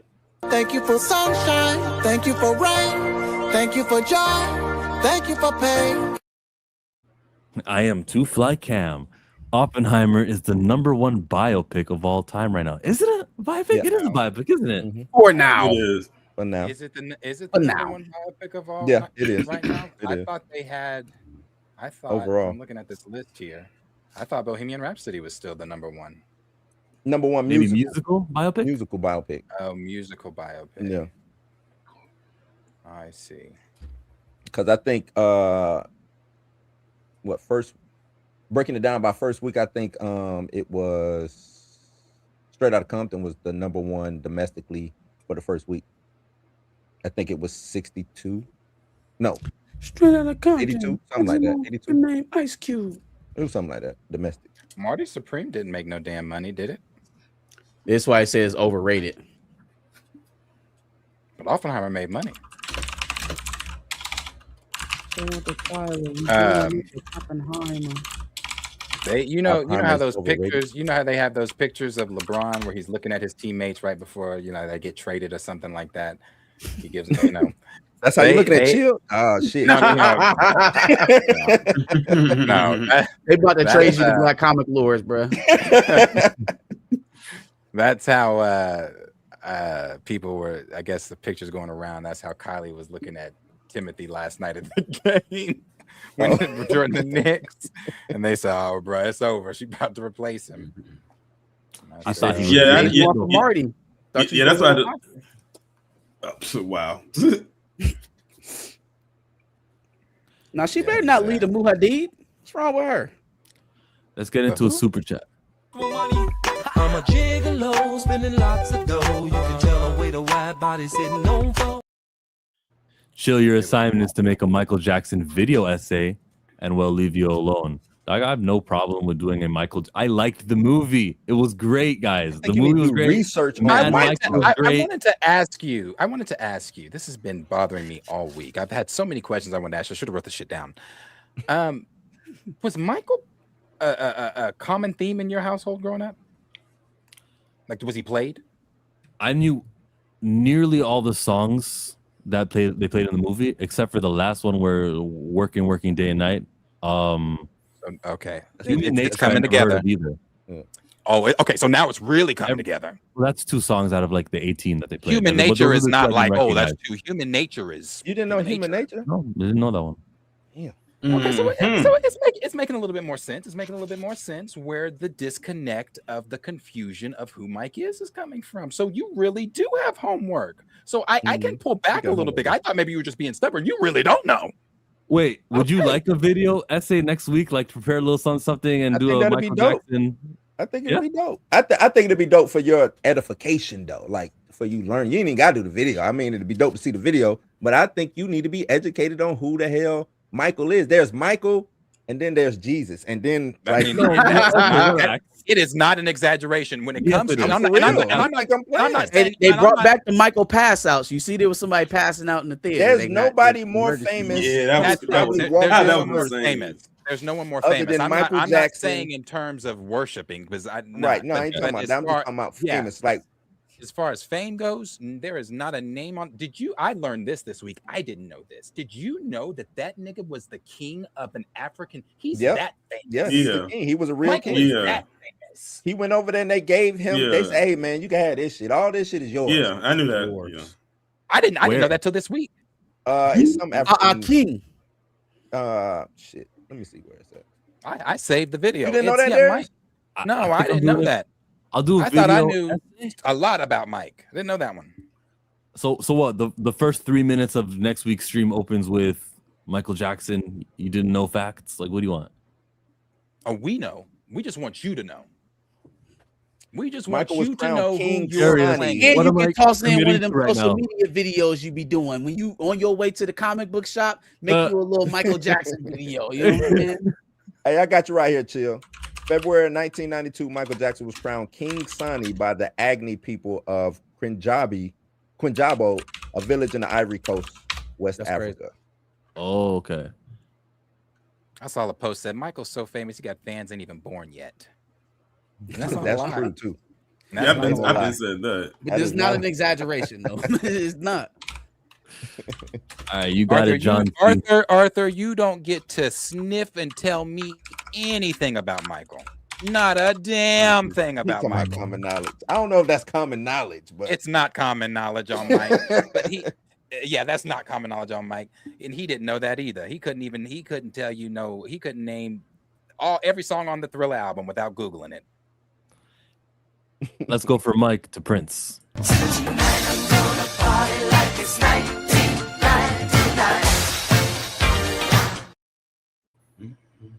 Salute to the Savannah Bananas. Taurean, did you know about the Indianapolis Clowns? The what? The Indianapolis Clowns. I was on another tab. I'm sorry. Have you heard of them? No. It's like the dancing baseball league. That shit okay. popped up on my Roku TV. They was trying to advertise it the other day. I said, absolutely not. So it's a dancing baseball league because the Savannah Bananas is an actual minor league team, though. Yeah, that's. So is that not the shit where they be like stopping in the middle of the play to do they dance moves? But they're actual minor league team. They were, but now they're kind of playing in a new league called Banana Ball, and there's 6 other teams, including the Indianapolis Clowns. I went to a Savannah Bananas game like a couple years back. It's just right up the street. Cool. My wife is from Savannah, so. But they be dancing now. They be doing line dances and shit. So you should go see them now. But there's a Negro League team called the Indianapolis Clowns. Say again? No. They still called that in 2026? Well, formerly it was, and then in 2026 it was rebrand or revitalized, rebooted, whatever you would call it. What's the terminology though? And Monet Davis, remember the Little League pitcher Monet Davis? She joined the Indianapolis Clowns recently, and they play in Banana Ball. It's like something worth. That's good. Yeah, worth checking out. I might want to get a jersey. Anyway, Lawrence with the 10. Lawrence Arnoli.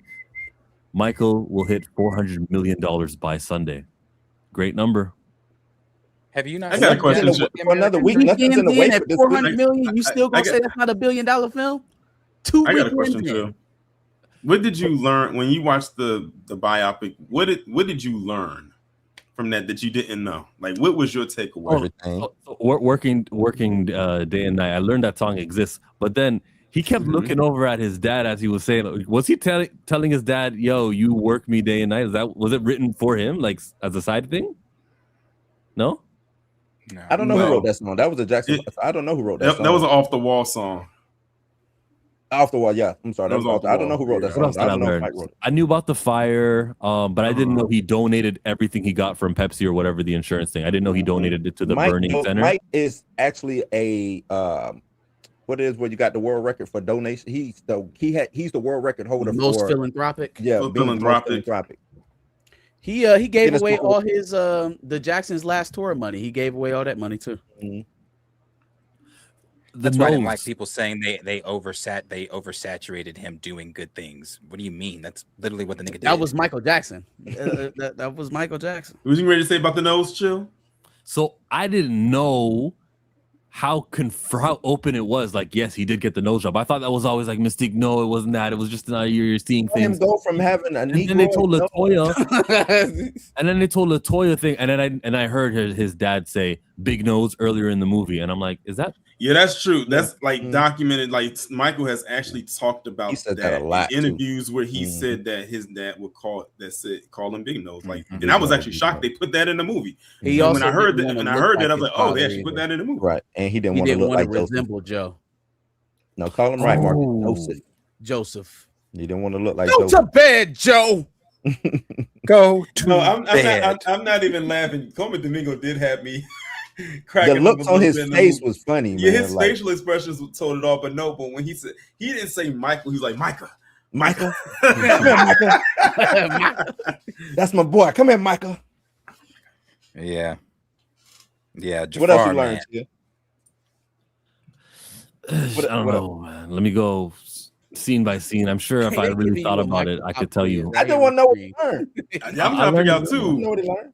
Well, let me ask you this: what didn't you know? What didn't you know? I guess that's a better way to parse it out. What didn't you know about Mike watching that biopic? I knew he's from Gary, Indiana. What I didn't know. Can you ask me a question? Did you know this? And then I'll say, yeah, I did or I didn't. Okay, what about the MTV part? Yeah, I knew he was the first black artist to get on MTV. Darius said that on a stream, but I knew even before he said that. Trying to think what else can I ask? But they say that there really isn't that much information here. I didn't know he had a giraffe. I didn't know that, or the llama. I knew about. Oh yeah, Michael had a zoo. Had a zoo. Had a monkey. Had a zoo. He had a lion. I think everybody knows about Bubbles. Bubbles is Mike loved animals, man. Animals and kids is he felt that was innocence in that. Okay. How you look like that too? All right. You said he loved Mike would get up and talk about how much he loved childlike innocence. Anytime that you are with any of us, I feel like I can say this for all four of us. Anytime you're with any of us and we're talking about Mike and we bring up kids, it is never in the disgusting way that they have framed that. He had those were his friends. I don't think Michael Jackson was actually friends with a lot of adults until he reached later stage in life. His friends were children. And he even his adult friends, as he said before, you can count on one hand. It was, Liz Taylor, Diana Ross, Chris Tucker. Yeah. Chris Tucker. security guard was named Bill. What was it? Bill Bray. I knew about him because he had from his perspective, they had a special on it. So I've known he was significant, but to see him again in this be featured so heavily, it's over, Joe. I'm sure he actually said those words quoted, like it's over, Joe, at the end of the movie. Sorry to spoil that, Marcus, but yeah, it's a biopic. But I knew he was associated with Michael, but I always thought, are they just playing it up in that movie? Was it the Floyd? He was security. He looked at Bill like a father. Yeah, he looked at Bill like a father. He would thank Bill, for being the father. Not to say that they did not care for Joe or love Joe, but it was a different type of obviously love and relationship that they had with that man. He looked at him as a father figure. He looked at Barry Gordy as a father figure. Quincy Jones at one point in time until they got into it. Yeah. But I mean, they still work. Him and Quincy still worked together. Obviously, on. They butted heads on Bad. That's when they started butting heads. Yeah. I watched Prince, what he said about that whole thing. About not wanting to do that. Am I the only one that wants Prince to show up in the sequel? To do what exactly? I wanted Prince and show that rivalry early. I wanted early Prince. Yeah, I wanted obviously he should have been in the first one, but can we get that rivalry aspect? He was. I mean, it was subtle shade thrown at his way, like a little dig he threw at him in the. They did. They have a little subtle dig that he does say Prince's name, but I wanted more than that. I wanted the whole James Brown, that whole thing. I'm sure they obviously. That's what I wanted. I wanted the James. I wanted. But Prince I wanted that off the stage. Yes. I wanted that to hear Prince reading the lyrics to Bad and being like, "Hell no, we ain't got that yet. We ain't got that yet, Marcus." Whose first line say, "Your butt is mine"? Absolutely not. Absolutely not. Did MJ name his son to you, and you damn sure not saying that to me? Is Michael Jackson calling his son Prince? Is that like a dig? No, he respected Prince. They respected each other. When Mike died, Prince locked himself away for, I think he said, like 3-4 days. Then the quote he gave was it was just too. It was a situation that was too close to him to talk about. They respected one another. Yeah, they had a rivalry because it was Prince and it was Mike. You know what I'm saying? And they had a real rivalry, but they respected each other though. Can we imagine we get a trilogy? You could introduce Prince here in the second movie here and there, and then the third movie. I wanted to see get Prince try to run him down with the car. That's what I wanted to see. I wanted to see Prince try to hit Mike with the car. Yeah. Oh, speaking of Michael's kids, Yeah, I don't know why Paris was saying what she was saying. Guys, Paris this is the is- fairy is tale. a What? horrible You're sibling. not born You yet. know, man. She's a horrible sibling. I just watched Prince on Big Boy. I think it was on 2 days ago, but I watched it today. And he was talking about how Mike told him all those stories. Yes, they were real. I'm the firstborn. I'm the junior. Of course, he told me the stories. Paris, sit your ass down. Like, why would I tell you the bad shit? You know what I'm saying? Like, most men aren't gonna sit there and tell their young daughter the bad shit that I went through to make your grandfather look bad or anything like that. Prince got the real download. He got the real deal. This is what happened to me as a kid growing up. This is how I grew up. This is what, you know what I'm saying? Especially being the firstborn. Paris ain't gonna get none of that juice. She gonna get the derivatives, the leftovers. Jafar would know. Jafar would know from Jermaine. Yeah. From those things. So hearing Paris say that, I was like, girl, you was born in what? I think 98, 99. Yeah, like in the late 90s. And you want to know what story that we know Paris ain't gonna talk about? That time that Janet slapped her in the driveway. Y'all remember that? Yeah. Y'all remember that when Paris got hot in the mouth? And I think it was a couple years after Michael died, because I think they were still battling over who was going to get what from the estate. And when it's a money thing, that's when the family loves to have that fracture. I remember because Janet was there, Randy was there, and Paris was there. Paris had said something. I think she had cussed at her. Janet cussed at her back. Janet took the phone or something like that, and after she took the phone, she smacked Paris across the face. I think Paris hit her back, and then they got into a scuffle. It was all caught on the surveillance camera, and it happened many, many, many years ago. And that was also at a time when Katherine Jackson was quote unquote missing. Mm-hmm. It was a lot of stuff going on after Michael had died, and this was a couple years after he died. Janet wasn't Jackson right was after like, he died. That's why your real daddy's name is Earl. She's like, ah! And notice you ain't hear nothing else about her get slapped again, because she got her mind right. I wish people would just spend their checks. This movie being successful means that then those estate checks keep getting cashed. Just enjoy your life, girl. Come on, just please let us not dig into anything that got to do with you and Michael Jackson any further than we need to. Just enjoy the life, please. Help me with this picture here. So it felt from the movie that Joe Jackson and Michael really have a falling out. They separate. And then look how much older he is. You can tell. And that's what I'm saying. They are still very during much the trial. family. They were still very much a family, though. I mean, they're the Jacksons are the Jacksons. No matter Joe, we need more Joe Jacksons in the world today. Matter of fact, but the Jacksons are the Jacksons. Yeah, he wanted to get away from Joe, right, and all that, but business aspect. Yeah, business of it. Like he was at that. You saw he was still. Well, they didn't show that he also had a pad in New York. They didn't want to throw Diana Ross in the movie, she didn't want herself to be in the movie. She was shot in it. They cut it. Yeah, out. I know they shot it, but Diana is because Diana didn't want to show that she. It was also supposed to be. It was also supposed to be more scenes of him in Studio 54. In Studio 54, and man, have you ever seen the movie Studio 54 about Studio 54? I have. I've seen that. That's a wild movie. Michael Myers is in that movie too. That's a wild movie.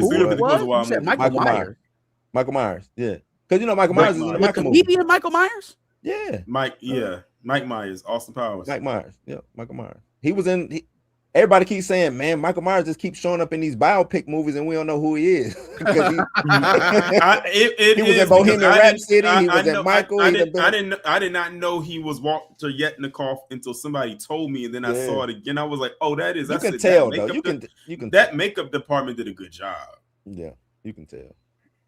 But yeah, now Joe, him not liking Joe, like Derek said, was more so on the business thing, and Micah say, how he still loved Joe. Joe just did what he did. His biggest flaw was his greed. That was what it was. His greed was his biggest flaw. So in the sequel, could we expect to see hey Mike, you're back from touring? I'm Joe speaking right now, and they make up a little bit. Hey, we can have this understanding. We're still family. Like, would that be a better representation? Because the way they depicted him here was like he barely complimented them. Chill. That was the best Joe. I think that was the best version of Joe that we got. Chill. One Yeah, of the best because- things one of the things I want you to watch, Chill, whenever you have your spare time, is go on YouTube and look up this video called Michael Jackson's Private Home Movies. Very good. Watch that. Watch that in its entirety, because that gives you a glimpse into Michael Jackson's life off stage, like what And he's it like gives when you a he's at glimpse home, into like, because when you he's know with his they're family, with his kids, and everything. they're Jehovah's Witnesses, so they don't, you know, celebrate birthdays and things like that. Christmases, none of that. None of that. So he has the whole Joseph Day, and he talks about that and the love he has for his dad. Most of my dreams seem to come true, and I'm so thankful. I heard that he converted his religion before he died, though. He became Muslim. But like in the Muslim community, everyone says every celebrity is Muslim now. So no, maybe he was down with the nation. I don't think he converted. He was just down with the nation. He was running real heavy with Michael didn't celebrate. Yeah, Michael didn't celebrate his first Christmas until right around the Dangerous era, which is like the early 90s. So he was like in his 30s when he celebrated his first Christmas, and that was thanks to Elizabeth Taylor.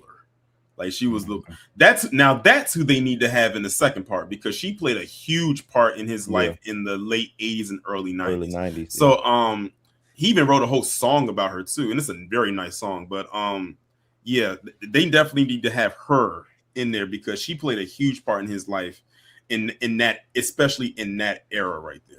How many parts though? Because we got something here. I want 8 parts. I don't want like Jafar. You can just come back, do your uncle again and again and again. Now you're trying to make it to a Marvel thing. Yeah, I don't need that many parts.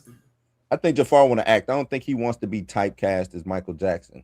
Not saying that he won't come back. If you want a, in my opinion, still better than the Michael movie, if you want a glimpse into the Jackson's life up into the Victory Tour, you can watch Jackson's The American Dream. I think I saw that already.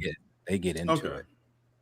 Yeah, because that one's that's told from the perspective of Katherine Jackson's book. One of the things I didn't, Randy, obviously, Randy has the issue with the estate. He's not in it. Toya's not in it. Reeby's not in it. Not Latoya. Yeah, Reeby's not in it. Janet's not in it. We all knew Janet's not in it. So they just kind of have half the fam. I'm like, damn, all right, well, just say it. They said we got all the brothers except one and only one sister. That is an unfortunate thing for me, because it's like y'all already rich, right? And the story is what it is. It's being handled by the estate. There's nothing actually that's going to come out that puts you in a less advantageous financial position. What could really be seen in here that you would want to delete yourself out of the story altogether? Like, just take the residual. I don't know why Janet really chose. I don't know why Janet chose that. Janet is probably the only one that I can low-key see. Reeby, Randy, are y'all what? Well, you know that, but they got Randy doesn't fuck with the estate. Yeah, they don't. Reeby, Yeah, they don't fuck with. Why Reeby? Well, Reeby just got, after she got married, she said, I'll do some interviews here and there, but I don't really fuck with y'all like that. Reeby dropped Centipede and like another couple songs, and that was it. That was it. Sign a piece of paper. Anybody tell you to act the character out? We said, but see, can you be in a movie? Janet, to me, not being in it doesn't, because at that time she would have been on TV or not, right? It's like I said the same thing. Would she have enough to even really be? Like, I don't even think we needed Latoya in it to tell you the truth. You know what I'm saying? You know what? Here's the thing with my issue with Latoya. I don't care. I'm sure her and Mike made up in their private stuff, but she was the first she was one. A hater. She was the big Mike Jack hater. Yeah, she was the first one. Now I would say Latoya, like we more so use her in the second part, because that's where her issues really kick in, is more in that time frame. Now, like going back what Blue said when it comes to Janet. Yeah, I think in the eras that they covered, when they started in 1966, that was the year that Janet was born. So she was only a newborn when the movie starts off. Then she's still a little kid. Then by the time they move to the Off the Wall era, that's when she's on Good Times. Then they do the early 80s. At that time, she's on Fame and Different Strokes. By the time the movie ends, she's going into her Rhythm Nation era, so she's off doing her own thing anyway. Now, when they do the second one, the only time I would say they need Janet is if they touch on Scream. That's when they will need Janet, because that is a collaboration with her and Michael. That's when they would need her. If they don't use her at any other point in that time in that movie, fine. But if they're going to touch on Scream, she has to be in there. It's no way around it. They should just do a Janet spinoff. Janet and a Michael story. You don't think they got that Janet biopic in the works? Michael, that Janet biopic is in the story. chamber right now. It's in the chamber right now. In the Michael universe, it all comes together. We are a part of a rhythm nation. Yeah. Wow.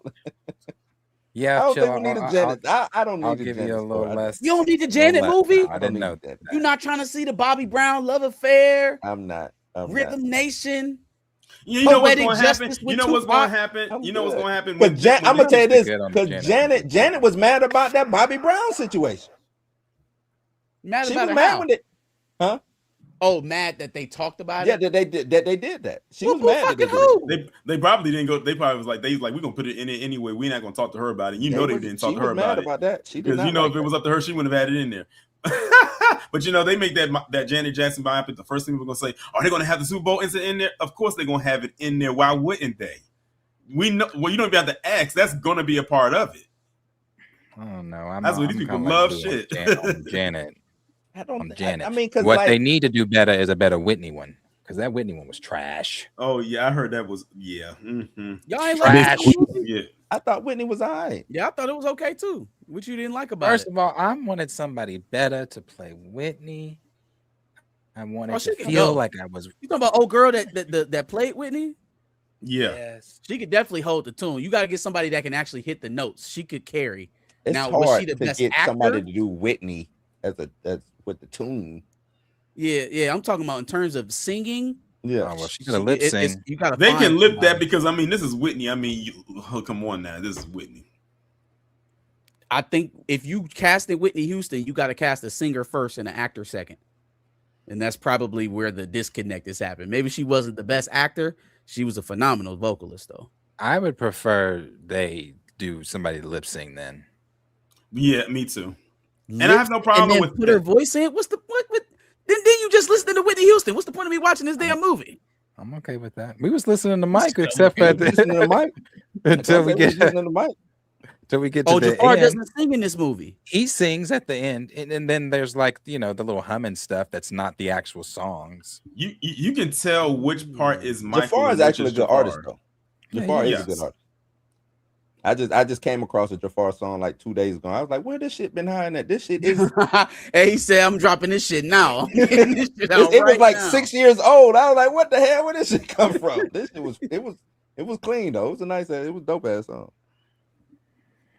Looking like at the end, they had like the final. It was a victory tour. We did 6 days in Dodger Stadium, and then he said, "This is like my last tour as the Jackson 5." But they would tour later on together, right? No.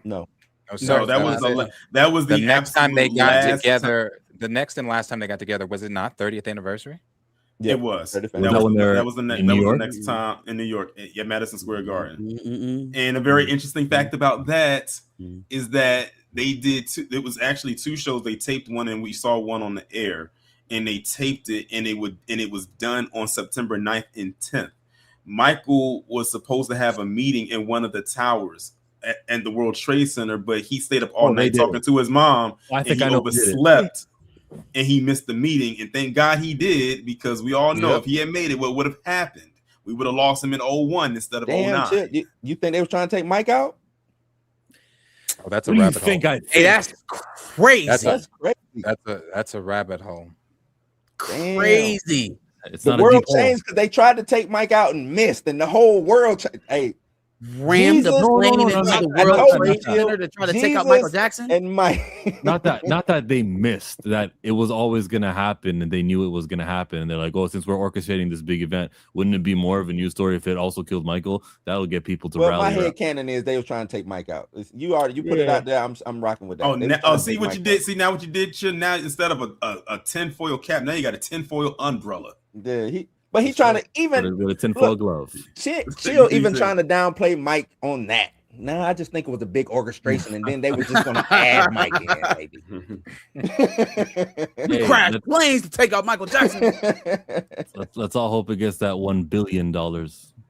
Bet he can't sing like Jason Weaver because he played Michael in the Jafar. There would never be a better young but Michael. they're different. There'll never be a better young Michael than Jason Weaver. No, they're different vocals. Young Michael in this all the actor they got for this one, he was good too. Yeah, I like when he was recording his song, and they're like, Michael, you can't dance. And then he still had a little dancing without the loud footsteps. That was just Michael. He always felt the rhythm. He always felt the rhythm, even when he was doing. That's why he switched him over and said, "Okay, Michael, we're not gonna have you sing this fast song. Sing this ballad so you can stand still." Hey, that's how they got him to stand still. Just sing this ballad. Taurean. Yeah. All you gotta do is watch that Oprah interview. Yeah. All you gotta do is watch the Oprah interview. Listen, Michael was the type of person that he will start beatboxing out of nowhere in the middle of an interview. The Diane Sawyer interview. And he'll just start beatboxing out of nowhere. He like literally, I was reading somewhere and they said Michael Jackson didn't follow the rhythm. He was the rhythm. And if you notice a lot of the songs, he always moved on with the beat. Sometimes the beat couldn't keep up with him. So it's like, yeah. You can notice he was just musically inclined when he did speak about music. If he wasn't interested in the interview, he immediately got interested in the interview. You could see it like in the Diane Sawyer one when he was explaining to her how he put his vocals or all the sounds you're hearing are his vocals and things like that. And he was explaining to her, then he built it all up. Man, that man was like when he incredible. did, like literally, if you listen to the song "Stranger in Moscow," that whole beat opening, that's him beatboxing that he recorded, and they put it into the song. Like that's him beatboxing. This man is so clever that if you in Smooth Criminal, the album version, not the video version, that heartbeat part, that's his actual heartbeat. He had his heartbeat recorded from he had a doctor come in and record his heart, take his heartbeat, and he put it into the song. Who's thinking like that? The Victory Tour part, I cried. I think I was crying. I know I was. Oh yeah, when he did Human Nature. Ballad. Oh yeah, when he did Human Nature. Human Nature. I was in tears. He did it so good because when I look at because I've seen the live version of him performing Human Nature when he says YouTube, and then I look at the movie. Girl, I was like, damn. Yeah, he did that just like how Michael did on the tour. Just like just on the tour.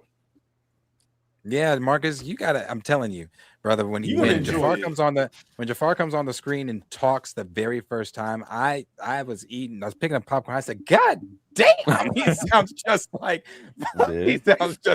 Mike. Yeah, you forget. Bro. And because you know what sucks? We hear so much times. Oh, they really got into the character. I believe like it was really him. You hear it so much times. They're not lying this time. This is actually true. He embodies him. Like you really do forget. Like if you're a big Mike fan, I don't know. I'm sure, I know I'm not the only person. I don't know if I'm the only person that has seen it that's cried, but you have to pinch yourself sometimes because you like when he's even when he's singing "Who's Loving You" in the that I was into because it's just like I don't know, man. It's just magic. It's just like there will never be another. And then you start to think about, damn, he's really gone. Yeah, that's what I started like. Damn, like I'm thinking I'm watching Mike. This is Mike I'm watching. But then the reality kicks in. What I liked about it is that for people who didn't grow up at that time, it's almost like we got to live vicariously through people who were around at that time to see him actually from the Jackson 5 all the way to like Off the Wall and Thriller. Like for me, I was born at the end of the bad era, but going into the dangerous era. So I missed a good chunk right there.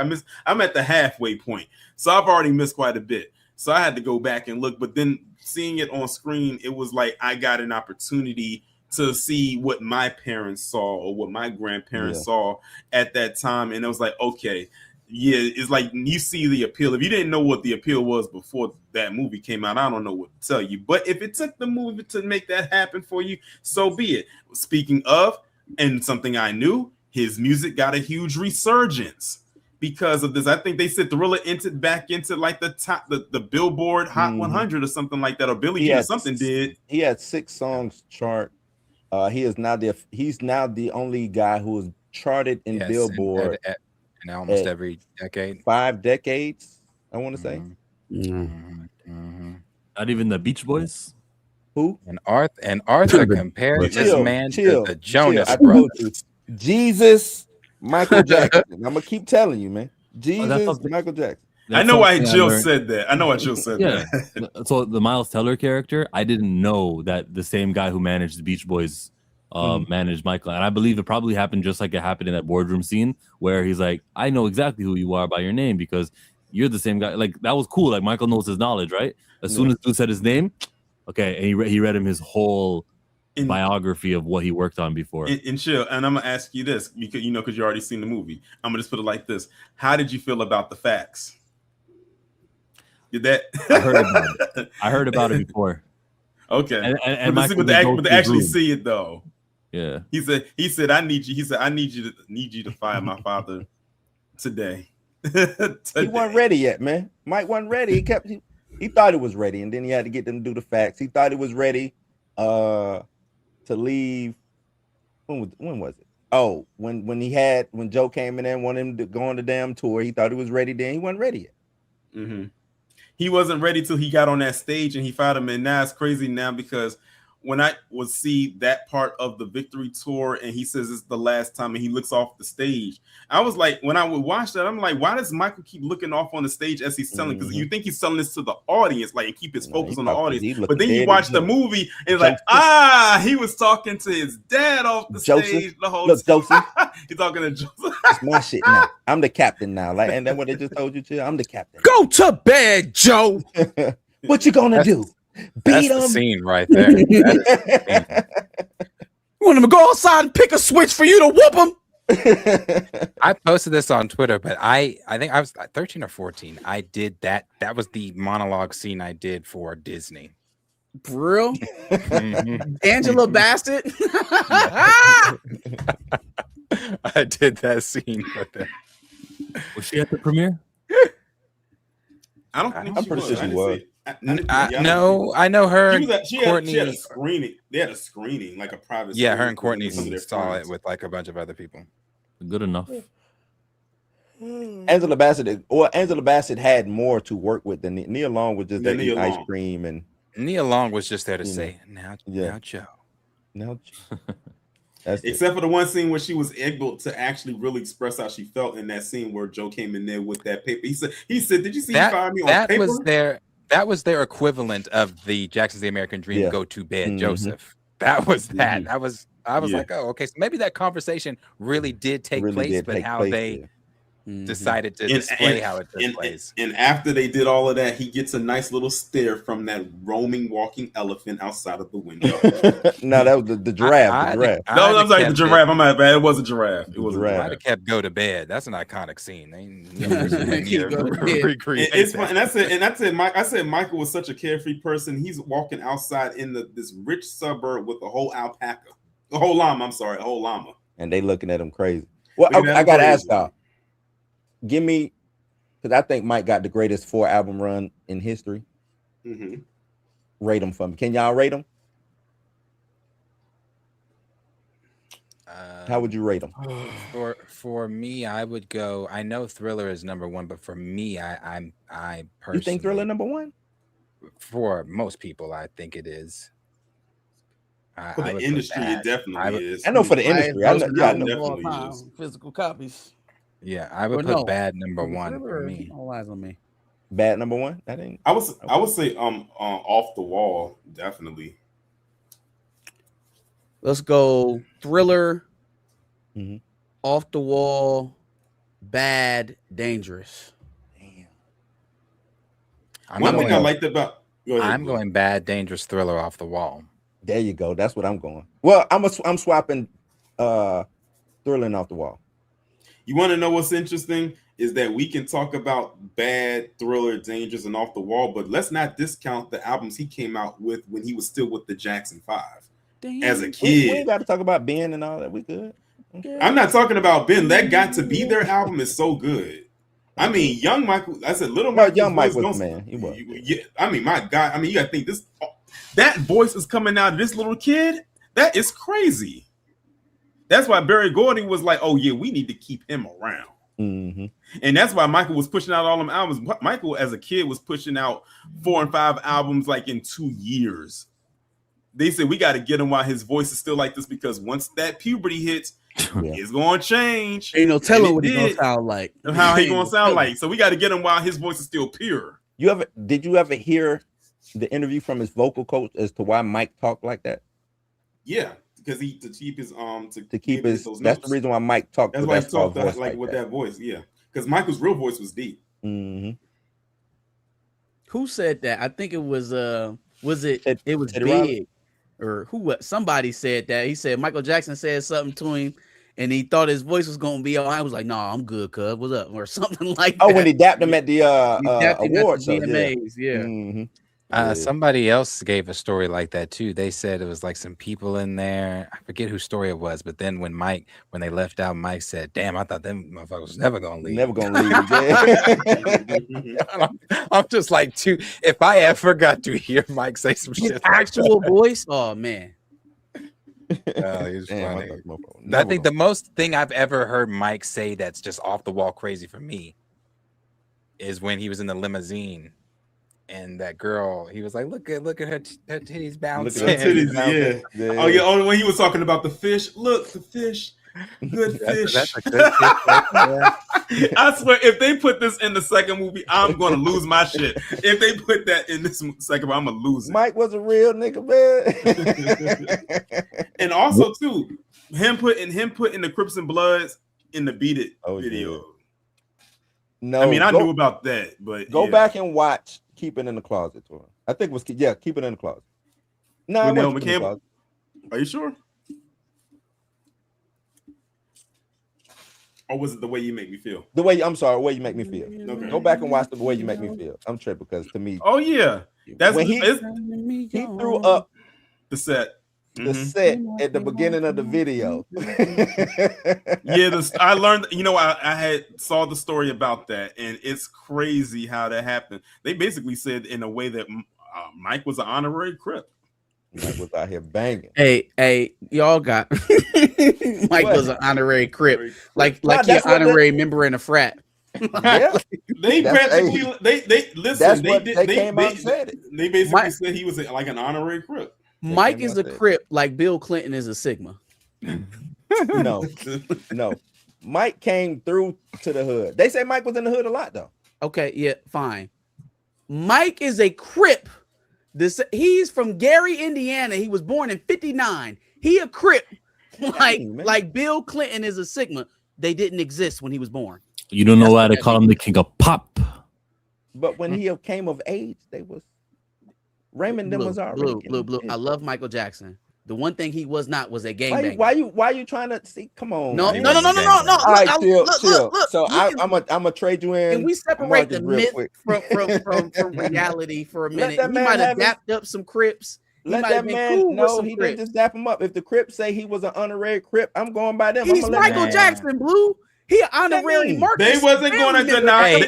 They weren't going to deny it. Marcus, you can go ahead and close it because an African tribe made the king a nigga. Made the nigga a king. No, but that's my point, though. It's like he's Michael Jackson. Anybody who can have an association with him is going to try and have an association with him. Of course. No, that's true, but that don't Mike make was it out here no less. putting in work. That don't make it. No, I didn't say Mike was putting in work. I didn't say Mike went out there and said, "Hey man, let's go for real." I didn't say that. Let's go let's go down to fucking Slauson and fucking. No, I didn't say that. And just like when him and Spike did They Don't Care About Michael Jackson did beat up Tupac.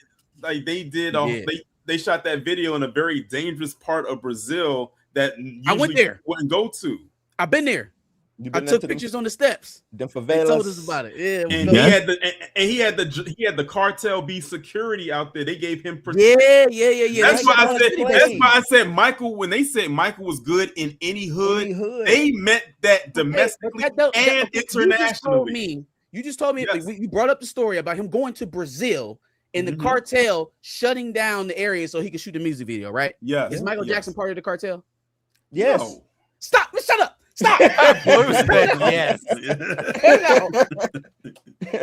He's Michael Jackson. That's why he's good in every hood, not because he a gangster. So they're part of his cartel, is what you're telling me. Okay, they part of the Michael cartel. Basically, yes.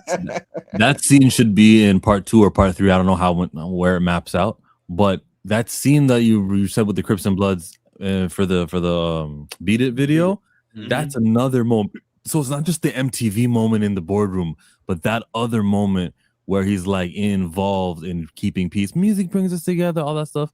That's another thing that's nice, positive imagery to see for the millions of people who are watching, even foreigners, who all they know is relax. All they know is what they see in media, and what they see is bad depictions and that kind of stuff. And here's some guy who cares, and I want that, and I love that is something that they're all watching and enjoying.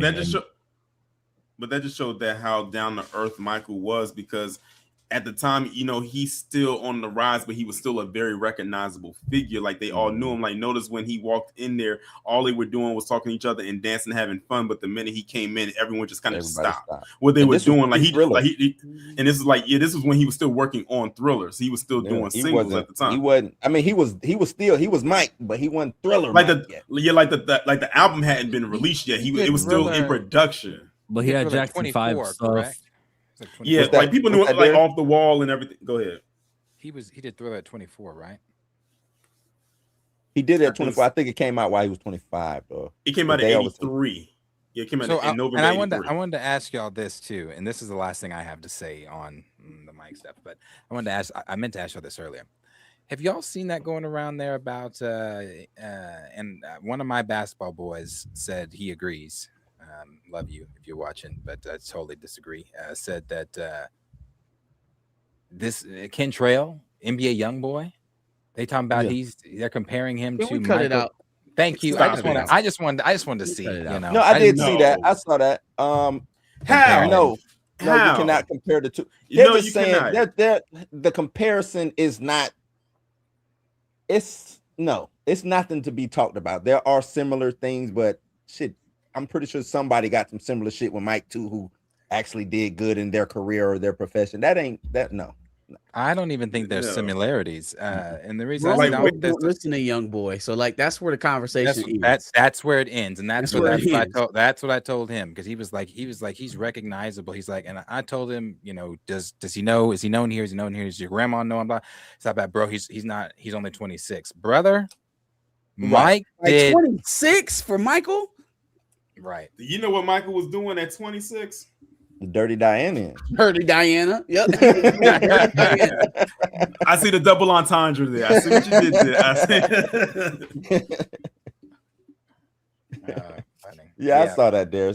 There's I don't even know why that's a conversation. But that just shows you why Michael Jackson is the standard, because it's like they keep throwing out people out there to try to compare him to, and none of them are in good.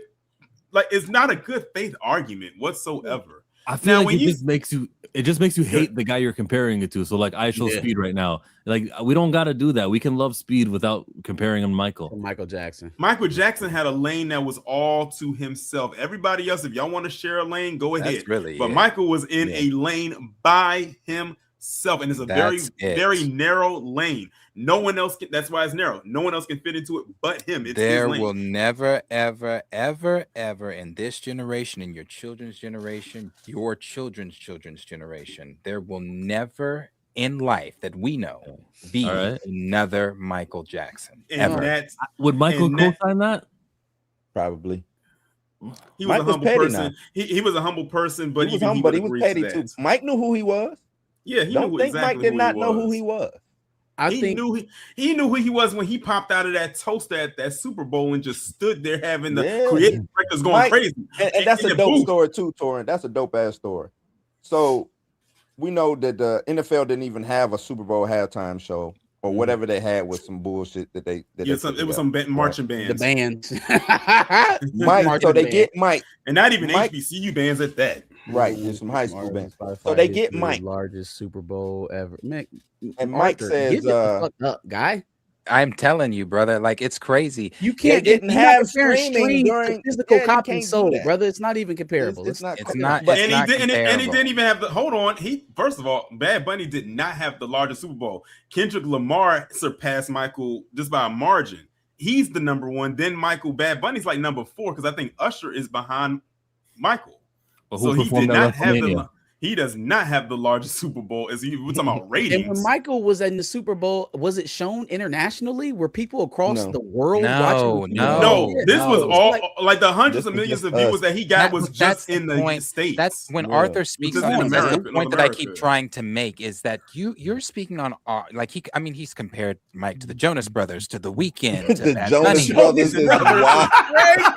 So it's like when you're comparing Mike to these artists that you're talking about like Mike did this, brother, without what you just said, Spotify. And then when you even gave Bad Bunny's age, 32, Off the Wall came out at what? He was 20? 79. He was like 21. Off the Wall? Yeah. He was 21. He was 21. He was 21 years old when Off the Wall came out. He was 24 when he was making Thriller, 25 when it came out, 28 when Bad came out. Come on, that Super Bowl was right before Dangerous. Dangerous was already out. Dangerous already out. He listen. Michael came off of his Dangerous tour to do that 15-minute performance, and he went right back on tour. After Mike said, "The only way I do it, y'all have to move the game back." Mike moved the Super Bowl back 2 hours so he can perform for 13 minutes. Did Bad Bunny do that? Did Bad Bunny say, "Hey, look, man, I know y'all"? It was so crazy with Michael Jackson doing that. But they said it was so crazy that players literally left out of the locker room when they were supposed to be game planning for the second half to go out there and watch him perform because they said we may never see this again in our life. We are going to take full advantage of it. By the time, listen, the only people remember about that Super Bowl is the first half. After that, no one was talking about that second half. They were talking about that halftime performance. Well, I was talking about the second half. I have a question about. I was talking about it. But. I have a question about the Pepsi commercial because the scene before that, Don King shows up, and they framed it in a way where he was part of an orchestration to have that accident happen. They felt like they were blaming Don King. Is there anything to that? No, Don King was brought in just as a promoter because he was a big time boxing promoter, and they brought him in there, to help promote, and he did his job. Now, the story from what I'm learning is that, of course, you saw in the movie, they already had the takes. They could have put out. They already did 6 takes. They didn't need to go and do a 7th take. They already had, because the thing is, they released the commercial anyway after the fact. But they went back up there, and what they did is they shot the pyrotechnics off while he was still at the top of the stairs when it's supposed to go off when he was like halfway down the steps. The actual footage is on YouTube. I think the footage of when the fire happens is on YouTube, and I remember seeing that for the first time in my life. They released it a few years after he had died, and I'm looking at it like, oh my god! But even with that, how Jafar performed in that and him spinning around and it going out, that's how it actually happened. That's how it looked. How it looked. But that was my first time watching and seeing the actual scar, like the actual burn. I didn't realize it was that big of a burn in his head. And they said 3rd-degree burns. It touched the nerve. That was the beginning of Michael's addiction to painkillers. And he never truly recovered from that. Like to this day. Like that's why he said he didn't want to take medicine, but he had to take it because not only for the pain, but for the healing process. So it was bad. He could have died from that. Like if it went any deeper, he could have suffered some severe brain damage. That sucks because who's gonna tell you no when you say you want that drug again and again and again? That's terrible. Yeah, he never truly recovered from that. Even darker monsters get a hold of you and they give you other shit. Yeah. And that scene when he was in the hospital, I felt that. I'm gonna tell you like this. We know this movie is going to get a bunch of nominations. There are so many parts in this movie they can choose from with Jafar to give him to campaign with. That hospital scene when he's just laying there, just his facial expression alone, was like you can see the pain in his face. It's the only moment I agree with Chill on when it comes to Michael. I do not think they're going to get nominations, not Oscar. What do you mean? I agree with. I think they're getting noms. Shaking my head. I'm more like, let's not campaign anymore. It's like I'm over for that. I don't think they're getting noms there. I don't think he'll win anything. I think he'll get I think he'll be up against as far as what the slate is going forward. Odyssey, maybe. Right, Odyssey, right? Christopher Nolan. There you go. If they do win an Oscar for it, then wow. I mean, Wow. It might be in the technical parts. Yeah, it might be a technical thing. It could be a technical. I think it'll win because that was my prediction is it will win something, but it'll be technical costume. They can't do soundtrack because it's not an original soundtrack. The makeup, something like that. I think it'll win on a technicality. And if it doesn't, who needs that validation? He's Michael Jackson. It will. But that's why I think it'll win. I can tell you where it will get nominated for the Image Awards. That's where they're going to get. That's where they're probably going to get the bulk of their nominations from. Yeah, for sure. BAFTA. Well, if you would like to nominate Pantheon, you know what? For a Streamy Award, you guys make sure to vote Pantheon with the user code. Blah blah blah. I'm joking. I'm not actually applying for no award shows. No, I'm not. But thank you for coming here for another Thursday here. I got to do a presentation on Michael. Look forward to that at the beginning of next week's stream. 3 minutes. I'm giving you 3 minutes because of that guy's super chat. John, thank you. Anything you want to say on your way out, guys? Let's start with our guests, Blue. Nah, man. Appreciate y'all for having me on, man. Darius and Chill, y'all are like the best 1-2 tandem. Love y'all, man. Together. Everybody loves me and Chill together. yeah, because we already know. That's why that was one of the main reasons I wanted to come up here today, because I already knew this conversation was happening. I was not about to just sit in the chat and just type away. I said, I hit Darius. I said, Darius, you gotta have me on the show, man. I got to The only thing what would have made this better if Tina was available and she was up here tonight. Oh man, that would have been even more hilarious.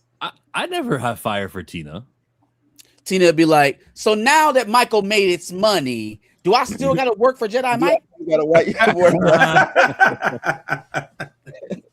Did you see the time that I actually said the Jedi Mike thing? I wasn't here. I don't. You made Tina a worker, man. That's crazy. Hey, salute to Jedi Mike. Taurean Rain Reloaded. I had a good time. I'm glad I was able to come up here this evening. I had a very good time. Like I said, I already told you why I came up here was this last discussion. I already knew where this was headed, and it did not disappoint. For sure. We're out. Go listen to these guys streaming. Marcus on Sunday, Darius tomorrow. Toodles.